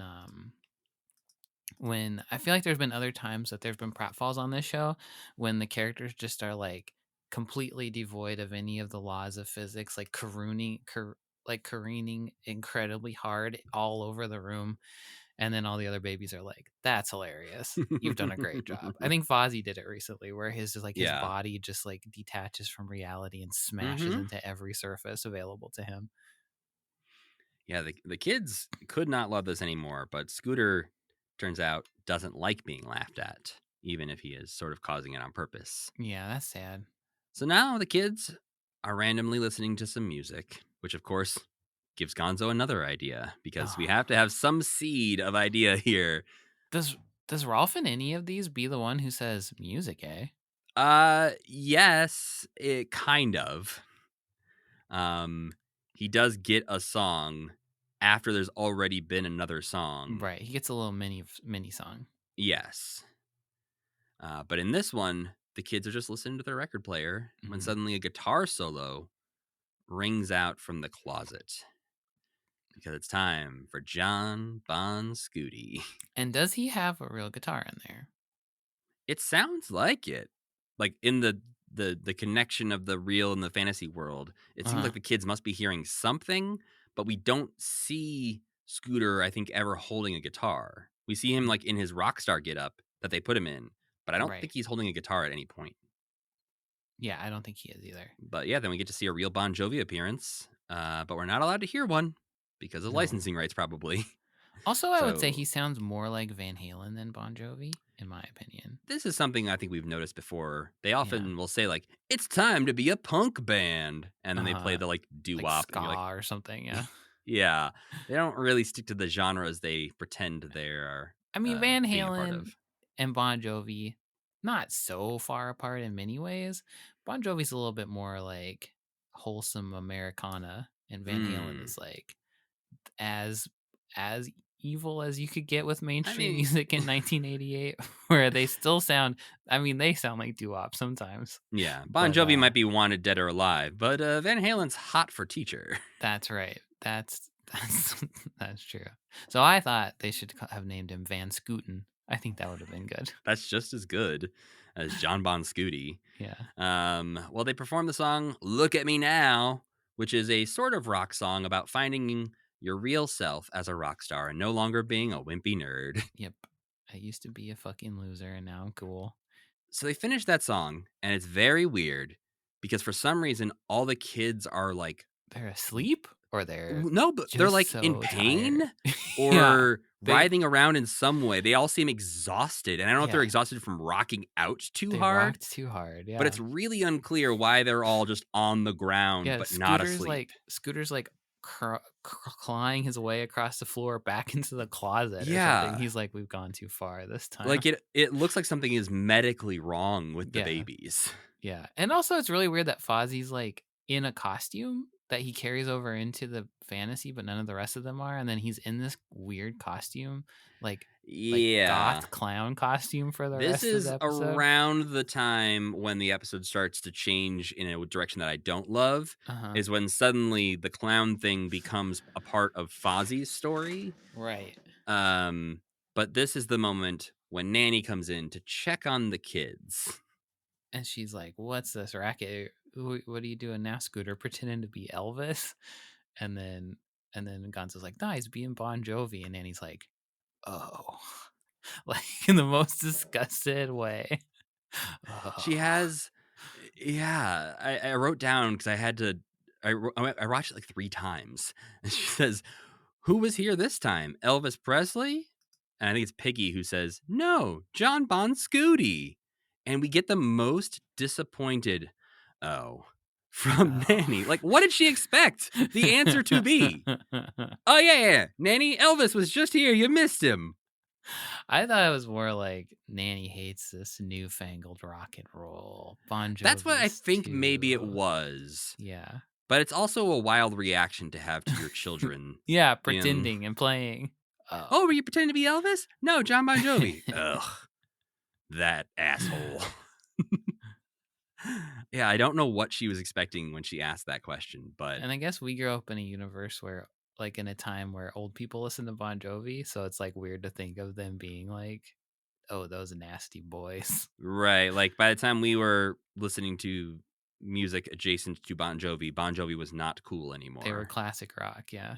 Yeah, we had the "It's My Life" is like the only Bon Jovi song that came out in like a time when we were like paying attention, I think.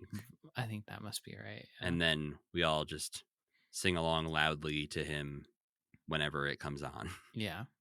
Sometimes at Disney's Port Orleans Riverside Resort I forgot. with Yeehaw Bob. With yeah, Bob. Yeah. But Scooter decides, I don't want to be a rock and roll star. It's too noisy and it hurts my ears. Idiot. You had it all. You had it all.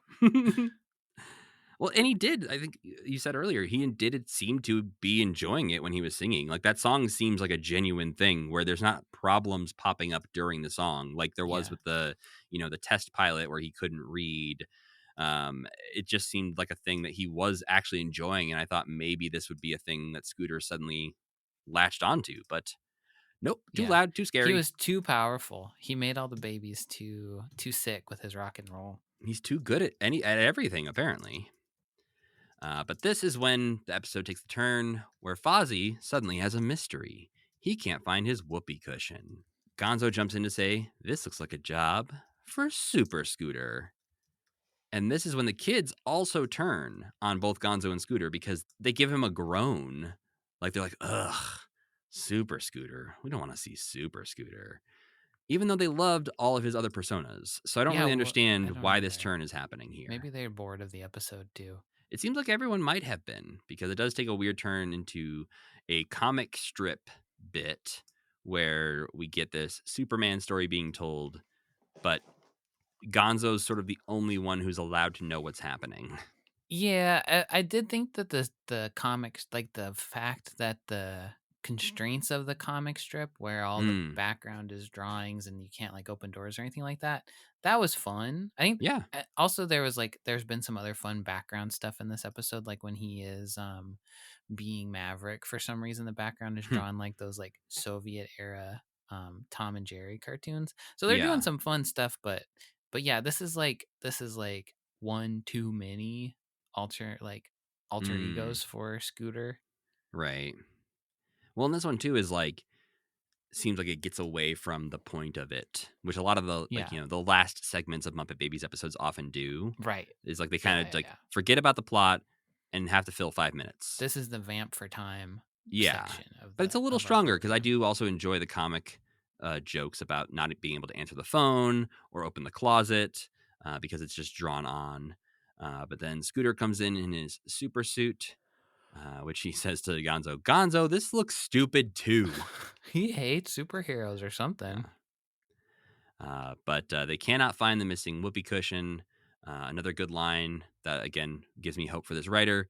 Fozzie says, does this mean my career is over? And Piggy says, what a wonderful thought. Yeah. See, that's a good Piggy. Piggy is, I like mean Piggy.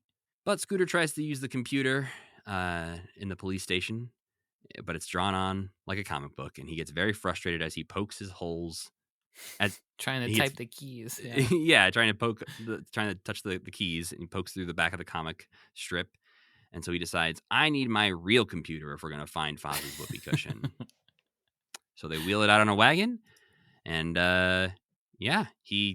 it works. He just types in like, where's the last place you saw the whoopee cushion? That's all I need to know.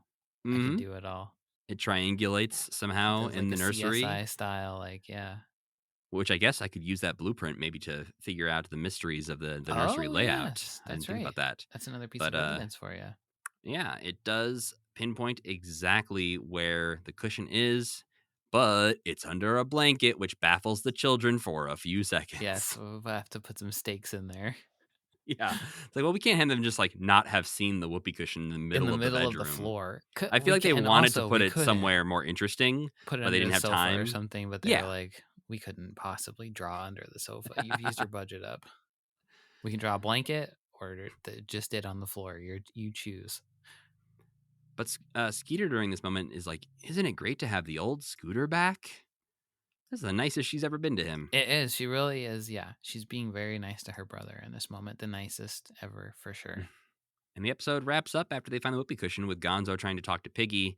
But she says, I am no longer Piggy. I am Cleopatra. Ugh, this is stupid. And then Gonzo's like, here we go again. Uh-oh. And then we have an unfortunate trend with these episodes where the go bye-byes are either just not included or are cut off really quickly. Yeah. But we get Um, a brief glimpse of Animal trying to inflate some sort of muscle suit at the end of this I missed one. that. And then, yeah, the one we do get is another one of those like, oh, it's not go bye time yet. We'll be right back, which must be between a block of Muppet Babies. Yeah, I would guess so because we've seen the whole episode. I can't imagine there's anything else left to show. Right.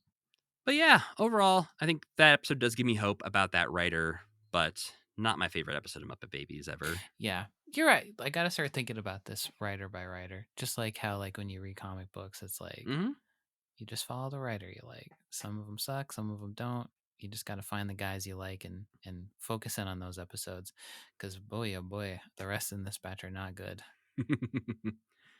Well, next up in this batch, we have episode 8 from October 29th. He's a Wonderful Frog, written by Sidney McKay and Larry Swerdlove. And this episode has a very weird opening where the kids are playing old-timey TV, I guess. Yeah. It's definitely the like another one of the we got to fill some time. We're going to have to go back later and write a big intro for this that has nothing to do with anything. Yeah, they're playing Piggy Knows Best, seemingly only for Rowlf, who is sitting in front of a big cardboard fake TV set. They're playing Leave It to Piggy That I Love Who Knows Best. That's what the show is called. But yeah, when they pull out the end, and Rowlf seems to be the only one who's watching this in front of that TV. Yeah.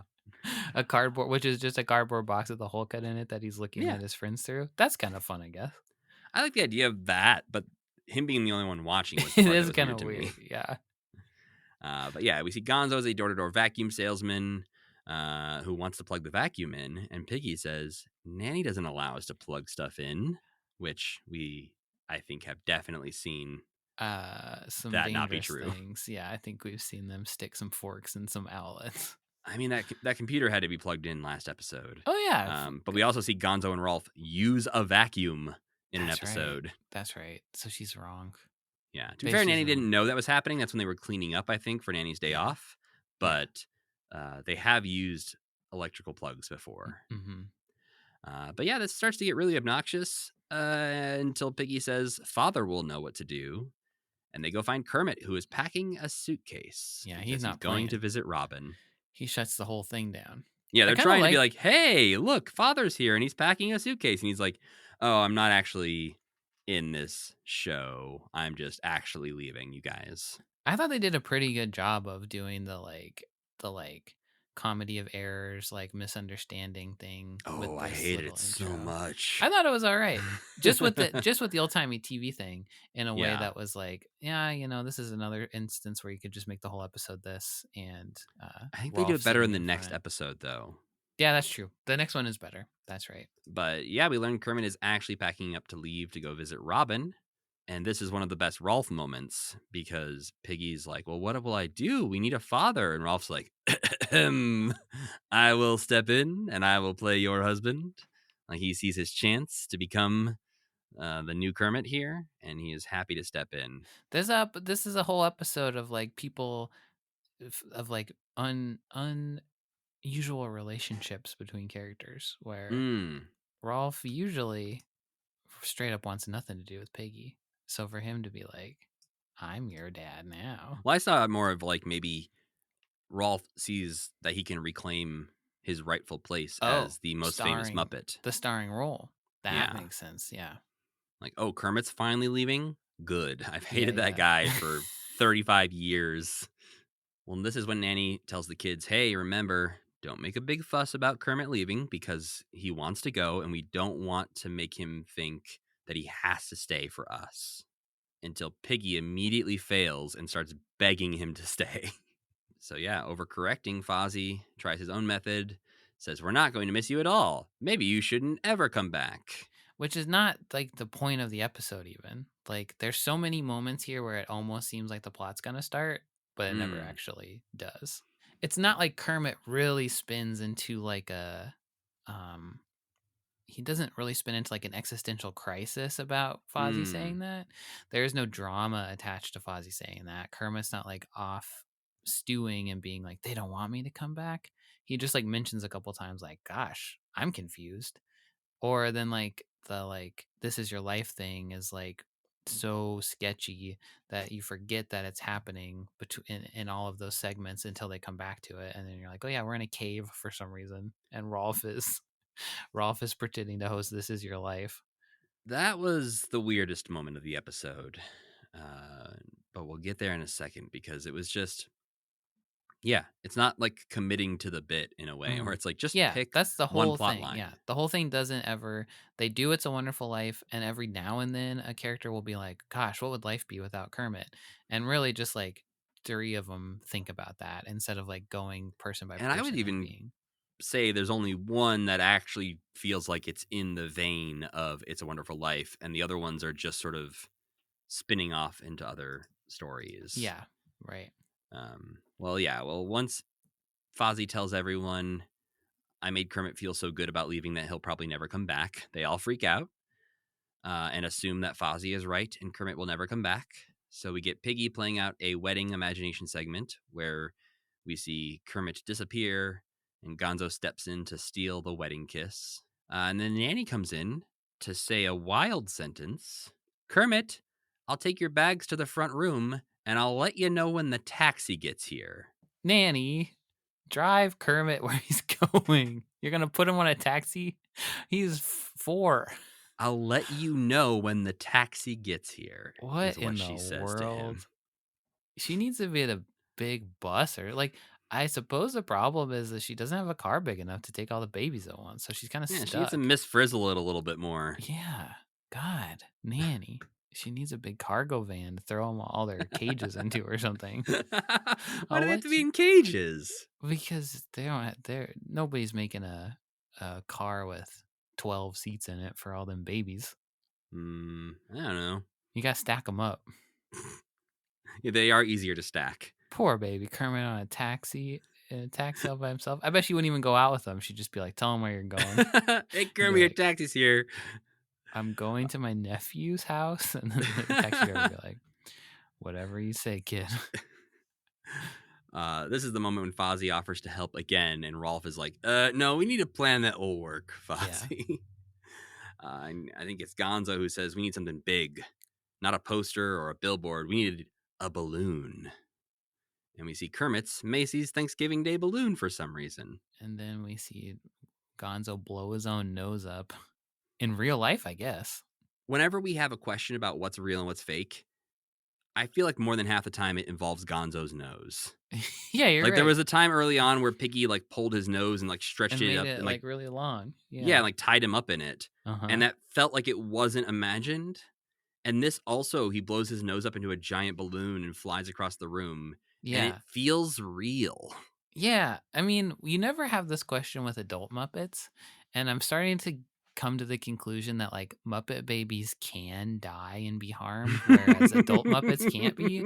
Like they haven't aged into their immortality quite yet. Because like if a Muppet Baby fell off something tall and onto their head, like Kermit did, like, you would think, oh God, Kermit will die. But if Kermit fell, I mean, he broke his little arm in that one Muppet show, but like Gonzo gets like literally shot point blank in the face multiple times and is always fine. But if baby Gonzo got shot point blank in the face, I think he would die. Yeah, I'm picturing if a Muppet Baby like fell off something and got hurt, it would be like when you see Stewie get hurt in Family Guy. Yeah. Like he gets the shit kicked out of him. Like seeing baby Kermit in that scenario would make me sad. Yeah, they are killable.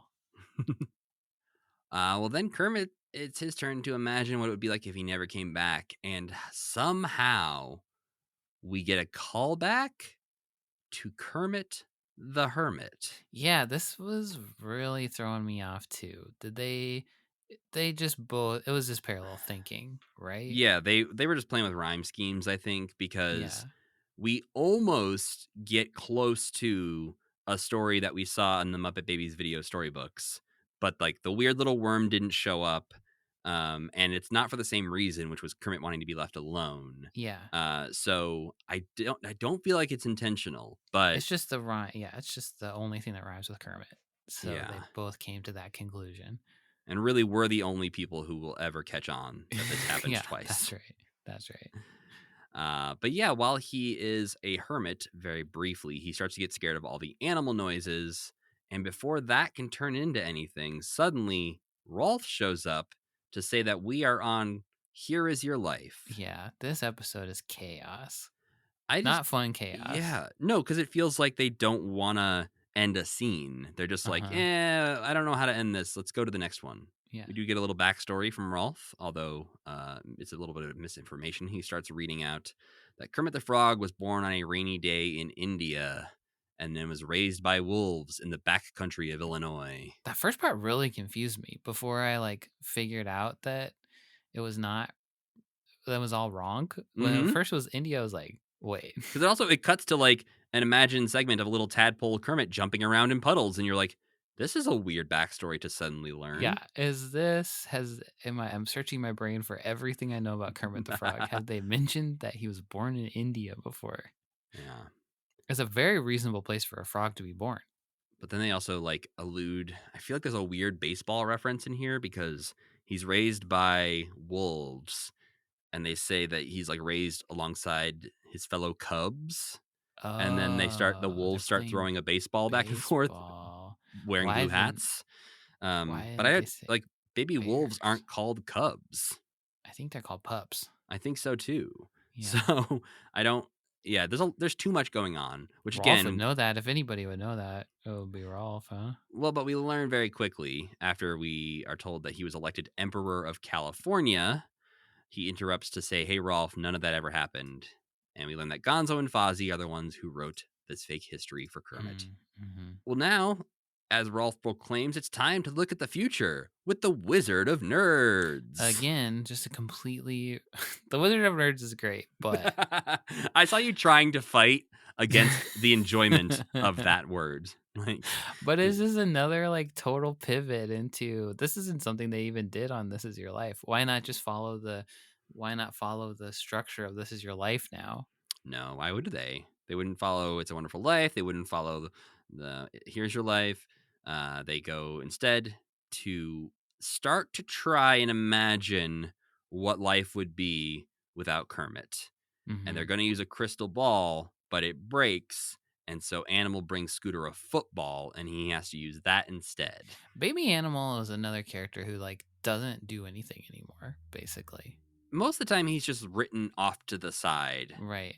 Where he just is forgotten. But in this fantasy, the future prediction, I guess, we see Rowlf first, who's playing piano just like he always wanted, they say, which is kind of an odd thing to say. But we learn that without Kermit around to encourage him, Rowlf doesn't practice and ends up just playing elevator music. But he's still playing beautifully. He does say, "What a bummer," at the end, though. So he doesn't enjoy this future for himself. Brutal. But we get a lot of football stuff because of the broken crystal ball. Scooter just gets absolutely creamed by the football team, who run and say, like, "Take out the kid with the glasses." Yeah. The Scooter's like, I can see something bad's about to happen. And then is killed. He's turned to pulp. And this is the moment where Skeeter and Piggy show up to sing a song called He's My Hero. This is truly a low point in Muppet Babies to me, I think. This song. I would agree. Piggy and Skeeter are singing a weird doting love song to Kermit that, you know, I thought for sure once we were on that what would life be without Kermit train, we wouldn't get off of it. Mm-mm. But we got the one example with Rowlf, and then immediately they're like, all right, let's have them sing a weird love song and fight over Kermit. And I will say the beginning of the song is completely insufferable. Mm-hmm. It does get a little better as they go on, and it starts to become more about them trying to argue over who likes him more. Right. And violently, like, throwing him around. Mm-hmm. There's just something about Skeeter showing interest in Kermit that feels gross to me. Yeah.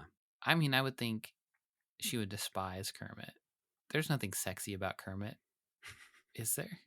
I guess all women love Kermit, really, in the Muppet Show. That's true. So he does beloved by every blonde celebrity. Baby Kermit doesn't have any of the riz of adult Kermit, though.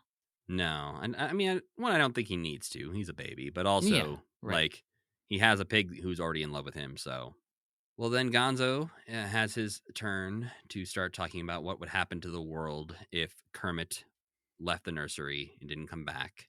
And he says the sun would stop shining. The world would go mad. Men would go bald. Wars will break out. Alligators will become orthodontists. And Cosby would be canceled. Is this where the terminology canceled comes from?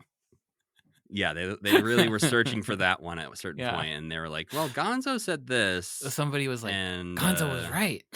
Yeah, it was a little... I re-listened to it a couple times because the audio quality on these Muppet Babies episodes is quite bad. Yeah. But it was one of those where it was so on the nose for Gonzo to say Cosby would be canceled that I just almost couldn't believe that's what he actually said. Yeah. So it I mean, does obviously seem like he what he means said. the Cosby Show will be canceled. Yes, but yes, he did. Yes, that's yeah. not how it aged. No, You also watch these on your Tube TV, right? I did. Yeah, I have a new CRT TV. When I say new, it's 30 years old probably, but I set that up in my office to have a little hit of nostalgia while watching these so that it felt a little bit more enjoyable. How was watching a super compressed video on like a low quality screen? I mean, it feels more right than watching it on my 65-inch OLED. Yeah. Like true. watching it on my living room TV, it just looks terrible. Uh-huh. And it highlights the terribleness. Whereas like watching it on my, whatever 19-inch CRT, whatever it is, Right. feels right at Yeah, least. Right. And I don't know if that nostalgia hit will last for the other, 35% of Muppet Babies we have left to watch. But for now, at least, it made this batch a little bit more fun to watch. Yeah. Well, Fozzie is the last guest on Here Is Your Life. He has a good line where he comes in and says, I know it's all my fault. I don't know why it's my fault, but they all said it is. I mean, I don't really know either, Fozzie. It hasn't really been brought up since you said it at the beginning of the episode. Well, and this is the moment where even throughout this episode, Kermit has been trying to tell the babies, I'm not leaving forever. But this is the moment where he says it. He's like, but I am coming back. And they're all like, oh, okay, awesome. Dunces. But he does admit that this whole show made him feel very, very special. He liked having his own special, day for himself where everyone can show how much they love him. So Nanny comes in and says, hey, Kermit, your taxi's here. Why couldn't Robin's parents have come to pick him up? Great question. It seems like they have dropped Robin off before. Unless Robin is also on a taxi in his little fishbowl. I love an episode that ends with all the babies going, oh yeah, there was no point to anything that we were doing. See ya. Well, if you like that, Sam. Oh, God. Boy, have I got an episode for you. Uh-huh. Our last episode this batch is from November 5th, 1988. Elm Street Babies. Written by Tony Marino. I mean, at least this episode is constructed around something that's already random and boring and stupid, which is dreams. The problem is, Sam, that's all it's constructed around. Yeah, right. It has some very weird, fun ideas for Muppet Babies that I think are interesting to see visually or to explore in some way, but it doesn't have anything holding it together. So much so that at a certain point, I paused the episode and saw that there was only 2 minutes left. And I realized nothing had happened. Yeah. And that there was no way anything was going to happen in the last 2 minutes. So I didn't know how they were going to land the plane. And they kind of just decide not to. All of these writers are completely allergic to a consistent framing device or like sticking with any kind of framing device. Yeah. I don't know if it's like a studio note kind of situation or if it's maybe people who are writing for 11-minute cartoons and now have to write for a 22-minute cartoon. Yeah. But it is very odd how often it seems like they're going to commit to a plot and then just work against themselves. But this episode starts with the kids on safari looking for a sneaker-footed butterfly. Scooter is the butterfly and says, why do I have to be the dumb butterfly? And Skeeter says the perplexing line, how should I know? I'm asleep, silly. Yeah. And at this point, it's worth noting, we have seen nothing to indicate that this is a dream. And on a show were there a Yeah. 1,000 examples of imagination Exactly. segments, you would Yeah. have to assume that this is just an imagination segment. Yep. Where this stands out in no way from any other thing that we've ever seen on this show. And then it starts to seem like maybe the babies are dream sharing because Skeeter hears a noise, doesn't know what it is, and says, I don't know. I didn't dream it. And Piggy says, yes, you did. This is your dream. And then the big swamp creature comes out and picks up Piggy, and Animal says that he is the one who dreamed the stinky swamp monster. Yeah. So there are elements of this where they are aware of what's happening in each other's dreams, it seems like. But I don't think that actually does end up being the case. Okay. Because at the end of the dream, Skeeter falls into the hollow earth and wakes up and screams out and wakes up all the babies. And the way Skeeter talks about it and the other babies respond sounds like none of them knew what was just happening to Skeeter. Okay. I think So you're I I think- guess you're right. In Skeeter's dream, they were dream sharing. Like somehow Animal's dream had gotten into her dream. But I it do doesn't seem think like the there's babies a- actually know that's happening. I think there's a point when I cannot remember the line. I wish I'd written it down. Where Gonzo says something that indicates that he knows what happened in Rowlf's dream where he turned into a human. Well, also to be fair, it does seem like this episode eventually becomes Gonzo influencing other people's dreams, and then That's Scooter and right. Gonzo showing up in other people's dreams. And so there is definitely, again, a lack of commitment to this Yeah. idea of this dream sharing Right. storyline. But it's just so unclear that it becomes uninteresting as opposed to like mysterious. The only baby who didn't wake up is Scooter, who is snoring and muttering because as we learn, Scooter starts to dream about the things he is hearing the other babies talk about. A thing that when it is introduced, you assume, okay, well, maybe that will build and build and build. And the end of the episode will be Scooter's dream that has been an amalgamation of all these other dreams. But no, they decide to go into that halfway through the episode and nothing comes of it. Yeah, they kind of do what you said a little bit. But it feels like it shouldn't have happened when it happened. Well, it's like, yeah, okay. So the babies are telling each other their dreams, which Mhm. Scooter is hearing. And then in his Mhm. dream, he's dreaming the same dreams exactly as they're describing them. Except at the end of all of them, Heath shows up in his little yellow submarine and like rescues the character from the dream or something like that. There's just Yeah. so many layers. But it should have been much more weird and layered. Yeah, they should have either gone for it and been like, we're dream sharing, which doesn't make any difference because they always can see each other's fantasies. So it's actually like less powerful than what's normally happening to them. Or they should have just used the dream zone, twilight zone set up at the beginning and had each of them talk about their dreams, except hearing people talk about their dreams is famously the most boring thing ever. So that's not a good episode idea either. But when you're a Muppet and a cartoon, I feel like you could make it a little bit No, more interesting. Because even when you're a human being, you can still dream cartoon Muppet dreams. Like, there's, for some reason, framing something as a dream automatically, at least in my mind, is like, Yeah. I wouldn't like to hear any more about this. Thank you.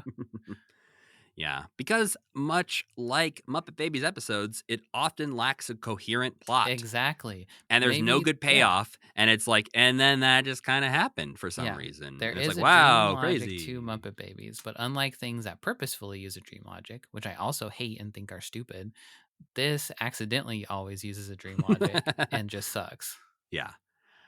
Something I noted during this is I think, and this feels like a note that someone would have had, or just like a, yeah, that's weird sort of moment. They shuffled up who's sleeping in what crib. Oh, interesting.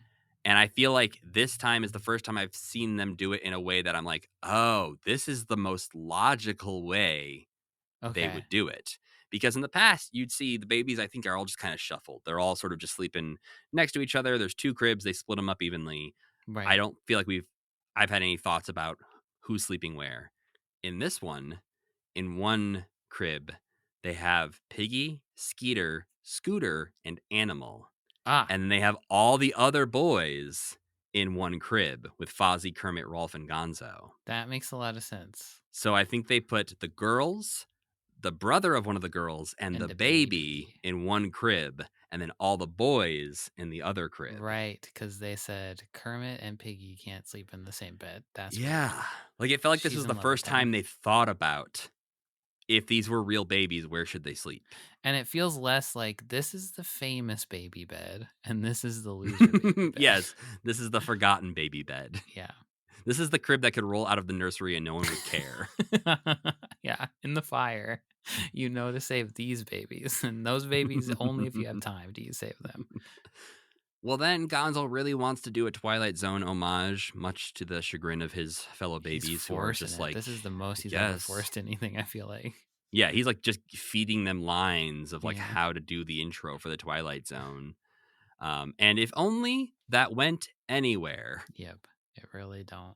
Nope. We get a Dream Zone introduction, but then we are immediately sent to the old Western town where Kermit is dreaming about Old West babies hanging out in Piggy's saloon. Of course, Kermit has the most boring, straightforward dream of all of them. I mean, I was kind of waiting for it to be like, I dreamed we were in the nursery playing with our toys. Yeah, that's true.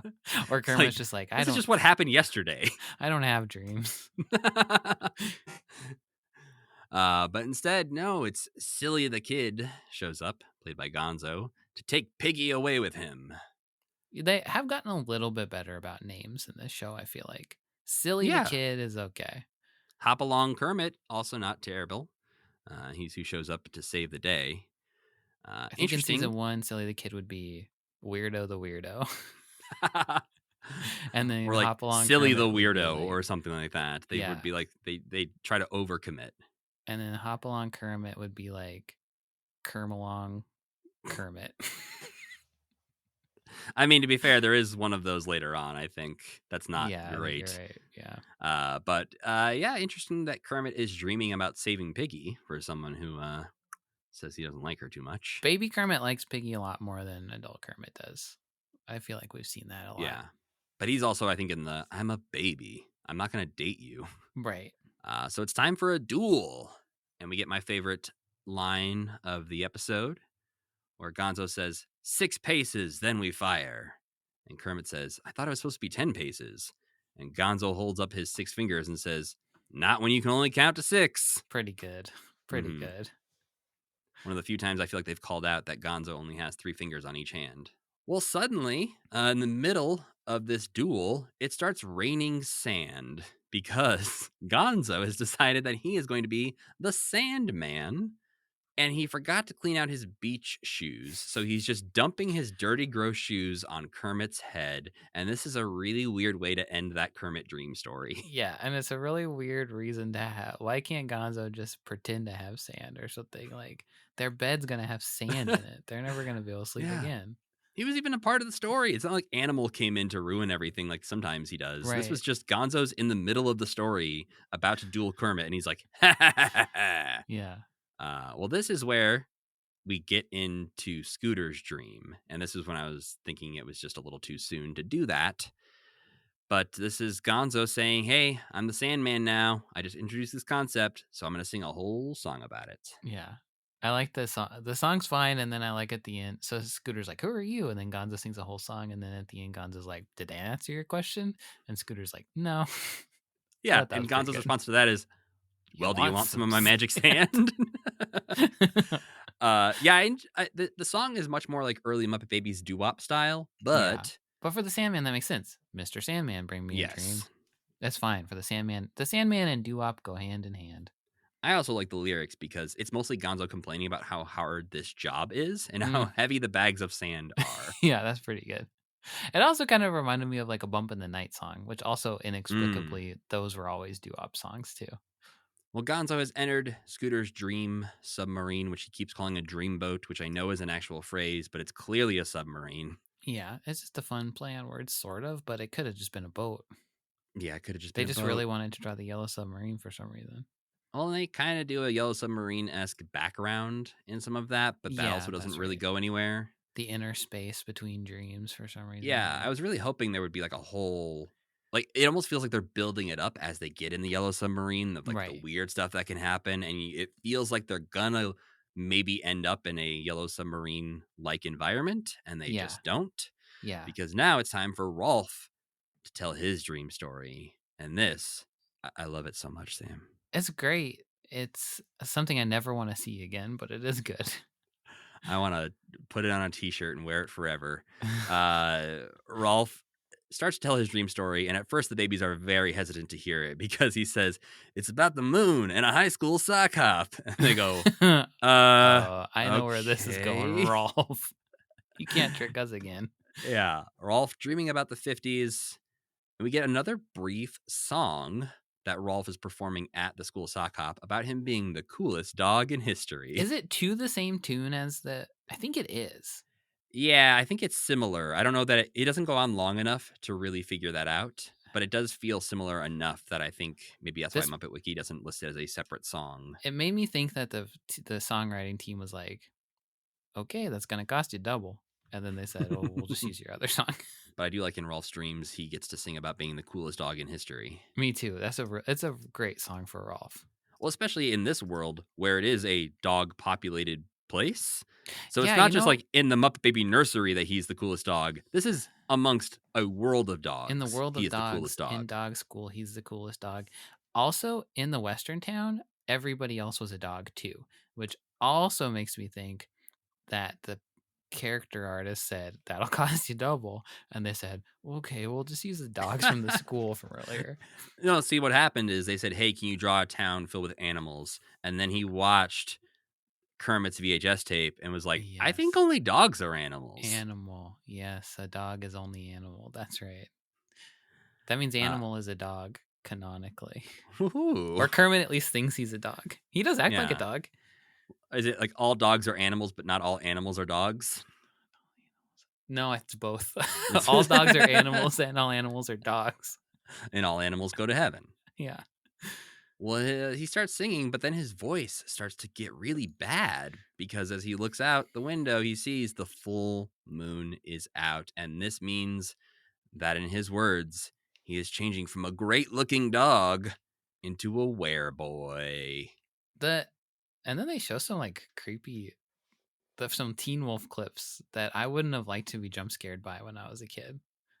Yeah, when it first popped up, I was afraid it was going to be like American Werewolf clips, and it was going to get real gross. But thankfully, no. It's a little creepy, that's all. I think it's actually Teen Wolf 2 clips, like So Jason it's Bateman. Jason Bateman. But this leads to us getting to see human boy Rowlf. I don't like him. He looks I love him. He looks like you ever played Adventure Island? Super Adventure Island, Master Higgins. Look that up. I mean, I see this. I can see that. Doesn't he look like Master Higgins? Why is that guy's name Master Higgins? I looked last night for so long after I watched this, trying to figure out why the hell this guy's name is Master Higgins. I couldn't Well, do it. also, Sam, the cartoon sprite of this weird man is interesting.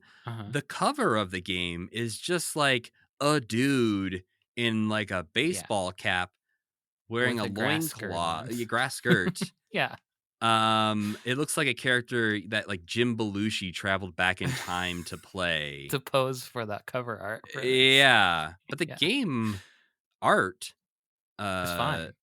Yeah, it kind Yeah. of reminds me of one of my favorite games of all time, Chuck Rock 2, Son of Chuck. Oh yeah. There was a big caveman explosion for some reason when we were kids. There was Mac Yeah. and Joe. There was Bonk. There was Master Higgins in Super Adventure Island. There was Cave Kid. I mean, there's all kinds. Cro-Magnon Rally, Joe and Mac 2, BC Why Bill. are we so obsessed with cavemen? I don't know. There was a Flintstone video game. Yeah, maybe it was just because of the Flintstones. I'm not sure. Encino Man? Yeah, interesting. I'm wondering, some of this stuff predates this, but I'm thinking of like when was it Otzi? Oh, yeah. The frozen mummy was found. Yeah. It seems like it was 1991. So that maybe would have led to things like Encino Man, where they're like, all right, hear me out. What if he was alive? If you're out there and you know why cavemen became popular in the 90s, pretty please let us know. specific. Like they were popular culture wide, but there was a lot of caveman video games. I found a video that I'm going to share with you, Sam, and that we can both watch independently later on because it's 25 minutes long. But it is seemingly about video games mostly. But the title is "The Height of the Caveman Prehistoric Era that ran from 1983 through 1995." Okay, that sounds about right. So I think we will get some insight Okay. based on this channel that I've never watched before. Part of it could be that dinosaurs are just cool bad guys. Dinosaurs are cool. Yeah. Well, human boy Rowlf aside, Scooter and Gonzo show up in this dream in their submarine to save boy Rowlf before he gets beaten up by a dog gang for some reason. Yeah, they hate boys in this town. I guess they hate boys in this town. That it kind of implies that in human world, we're beating up dogs all the time. The idea of a humanoid Muppet, I think, is something that is worth exploring more. The human version of all these guys. Yeah, like what is if they have a Muppet Babies episode later on where they all imagine themselves if they were like normal humans, because if you think about it, the wereboy scenario is weird with if they're Muppets, if he's a real dog, like what is he? And so he is definitely not humanoid. Right. Like he's different enough, he's separate enough from a human that a wereboy is a weird thing for him to become. Yeah. But like, could Scooter be a wereboy? Whoa. What would a Scooter wereboy be? What's the opposite of to Rowlf, opposite of dog is boy, I guess. So what is opposite of Scooter? Scooter's such a neutral thing. Yeah. Rowlf says a very unsettling line when Gonzo and Scooter show up to save him. He says, "If I don't get back into my dream, I might wake up and not be there." Yeah, and that's everyone in the show is also kind of like, "What do you mean?" And then they just leave it alone. Yeah. But Gonzo says, we'll just plonk you down in some other dream. And Rowlf is like, plonk me? It's like the one time anybody's been weirder than Gonzo, and Gonzo doesn't know what to do about it. So they're going to go to Animal's dream now, where he tries to eat the submarine. He's just floating around in the void eating. Yeah. Scary. He's like Galactus. Thankfully, the submarine comes with a yuck button, which you can push, I guess, to make the submarine taste like a Nintendo Switch cartridge. Actually, not a bad idea if you're I don't know, if you're floating in a baby dream, in a place where things could eat you. Yeah. Yeah, so that works. An animal spits them out, and they decide to take Rowlf to Gonzo's dream. The Leave It to Weirdo show, which I think raises a lot of questions about Gonzo's dreams. Like all these dreams, I guess at least Rowlf's and Gonzo's, makes me want to explore their brains a little bit more and understand how they work. But Gonzo's is very interesting because it's Gonzo as the weirdo instead of the beaver in Leave It to Beaver, with an extremely normal, boring family. And Fozzie is playing not just Wally, off the Wally. And then Eddie Haskell, the neighbor friend, is Kermie Haskell. He's being a complete shithead too. I love his. To be fair, that's what Eddie Haskell does. I know, but I think Kermit with that shithead voice is so great. Yeah, it's like the little bit of like the "Hey, baby, I just flew in from the coast, and here you go." Yeah. I was thinking about that Kermit the other day, actually, because I realized that that's a trait we've attributed to Grover many times in the past, or like other characters like that. Right. And then remembering that Frank Oz wrote Muppets Take Manhattan. Oh yeah. Just his thing. He just added that in because he thinks it's funny, and he made Kermit do it instead of Grover. And he wanted Jim to have to do it for once, yeah. Because Bert's even done it. Well, Rowlf screams himself awake after being that's my favorite thing about Grover is that is actually who Grover is, and he just everything else he is just pretending that he's not that, but he actually is like a little sleazeball. It's so funny. Well, after this weird little dream, Rowlf starts to get so annoyed by being stuck in Gonzo's dream that he screams himself awake. The dream is really, to be fair to Rowlf, very annoying because Gonzo's like being a Bart Simpson kind of like, you guys suck. And then like do this annoying walk with me and make your nose go crazy. And if I had to watch that for much longer, I'd also be screaming. Well, and it's almost starts to get into a unsettling world where the family is so normal and boring Yeah. that they almost become like, I don't know, robotic or under a spell or something. Yeah.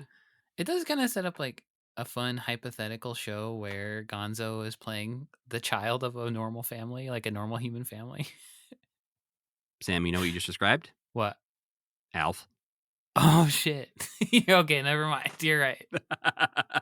That is literally the same exact show, isn't it? Instead of That's wanting just to the fuck Alf. chickens, Alf wants to eat cats. Yeah. Everything else is exactly the same. Whoa. Okay.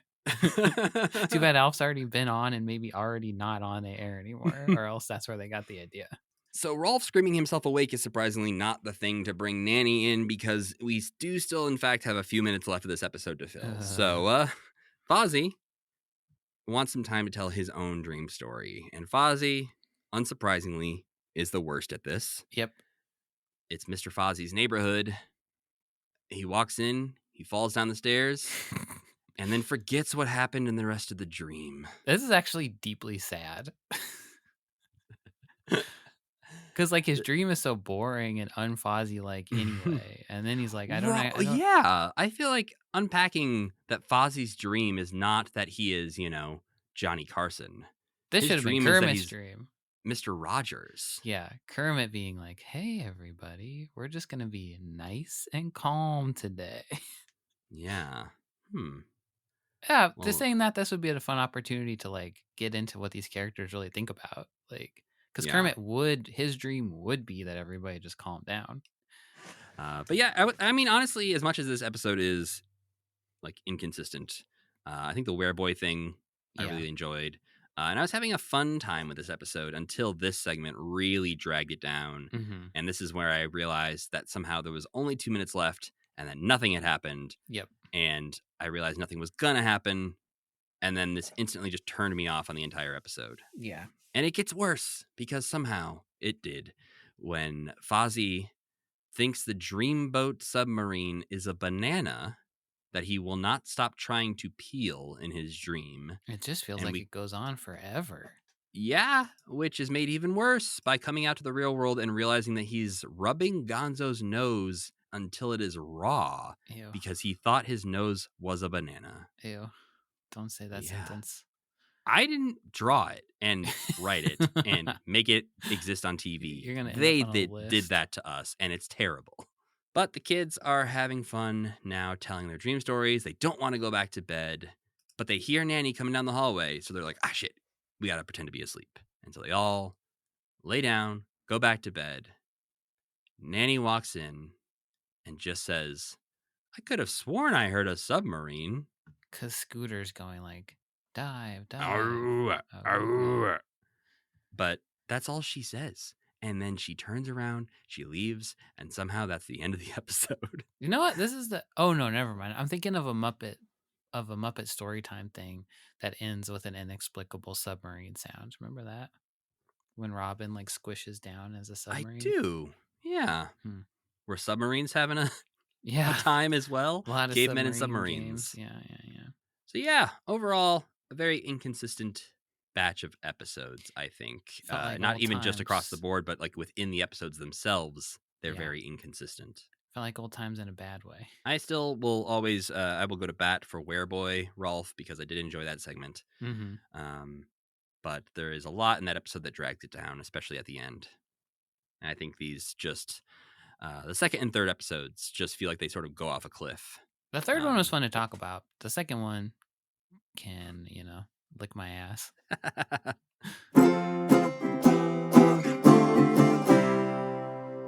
Well then, Sam, before we get out of here, I gotta ask, what non-Muppet things did you enjoy this week? I've still been playing that triangle strategy game on my off time. I've been playing Balatro. I want to get Blueprints. Have you heard of this game, Blueprints? I have heard of Blueprints. I've heard it's like the best game ever. I know. I'm scared. I don't know anything about it. And I'm scared for it to get spoiled for me. I've heard you're not, like, everyone I've heard talk about it says don't look up anything about it. Just get it. Just play it. But it's not for Switch, which is annoying. So that is annoying. I got to get it on my computer, I guess. which I don't necessarily want to do. But other than that, I've just been running around, not watching a lot of stuff. So nothing exciting except still playing that triangle strategy game, which I already talked about. So I Yeah. have nothing. How about you? Well, I'm still rewatching Arrested Development, and since we last talked, I found out there's a whole season I never watched I saw that on the chat too and also had no idea that there was another season. because they did 2 reboot seasons. Apparently, they did one in 2013 and then one in 2018, and the one in 2018, I'm sure I heard about at the time, but has been completely wiped from my memory that ever happened. Because in my head, the season I talked about last time that I didn't enjoy was the 4th season, the 2013 reboot season that I have seen. They've done a recut version of it, which I haven't seen before on Netflix. Maybe it's better. But in looking on Netflix, I was like, wait a minute. Season 5? What is this? And yeah, I know less than nothing about season 5 of this show. I don't know if people liked it. I don't know if people hated it, but I will get there eventually and give it a shot. Wait, one was from 2013 and one was from 2018? Yeah, I think the that's, hell? like they rebooted it twice. It's long too. There's 16 episodes. But as far as new stuff goes, we also started watching a new show called North of North, Okay. which is a new to Netflix show that I think is like a CBC show that is now available in America on Netflix. Yeah. It's fun. It's interesting. We're only a couple episodes in, but it is. It's hard to compare it to anything because it is very different in a lot of ways. Comedy or what? Yeah, comedy. Okay. One of those sort of your main character is sort of a loser kind of shows. Sure, yeah. Who blows up her whole life in the first episode. But it's fun. It's a good show. Well, we got to let you know what we're watching next time. And next time on the podcast, we will be wrapping up season 5 of Muppet Babies. It's already over, huh? It's already over. This is a 13-episode season, which means we will have 4 episodes to watch next time. But that's it. We're just watching Muppet Babies next time. Nothing else. Okay. These episodes are called Plan 8 from Outer Space.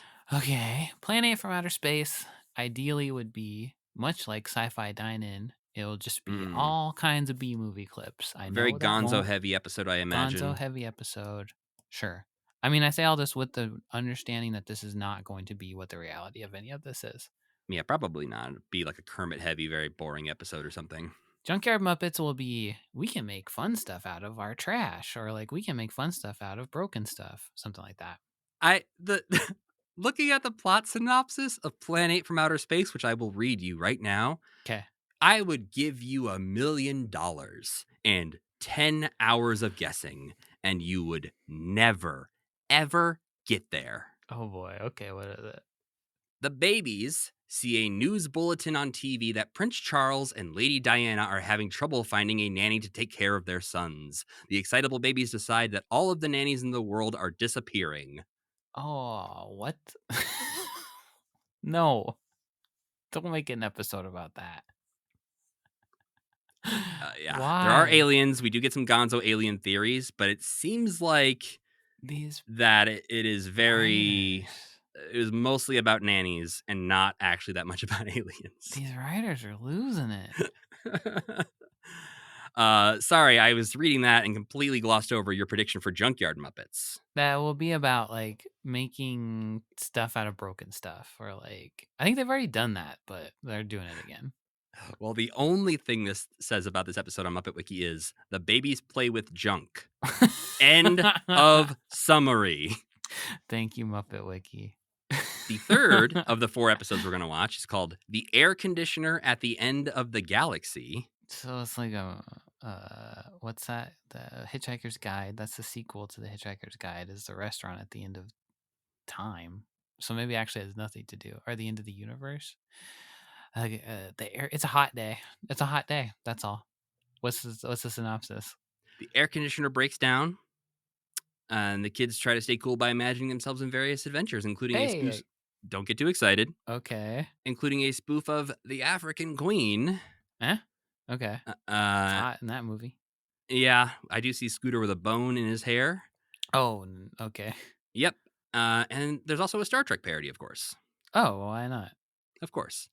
And the last episode of season 5 that we will watch next time, from December of 1988, is Bug Busting Babies.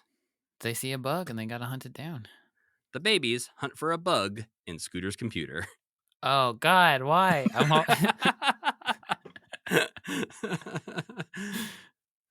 So it's that's always next just like time. one more. It's like what you think it's gonna be, then someone hits you in the head with a hammer, and then you say what you think it's gonna be. It does seem to be some Ghostbusters parody, though, so Sure, maybe that'll be okay. fun. That could be fun, yeah. But that's next time. For now, we got to thank our friend Tuna for making the music for this podcast and Cassie Wilson for singing our theme song. Don't forget to go to commitment.com for all your commitment needs. While you're there, listen to the podcast, shop for some merch, rate and review us on your platform of choice, all the good stuff. If you want to get in touch, email us at mail@commitment.com or follow us on social media at commitmentpod or at commitment.com on Blue Sky. And you can always follow me at Matthew Gatos. And I'm Sam Schultz. And as always, keep believing. Keep pretending.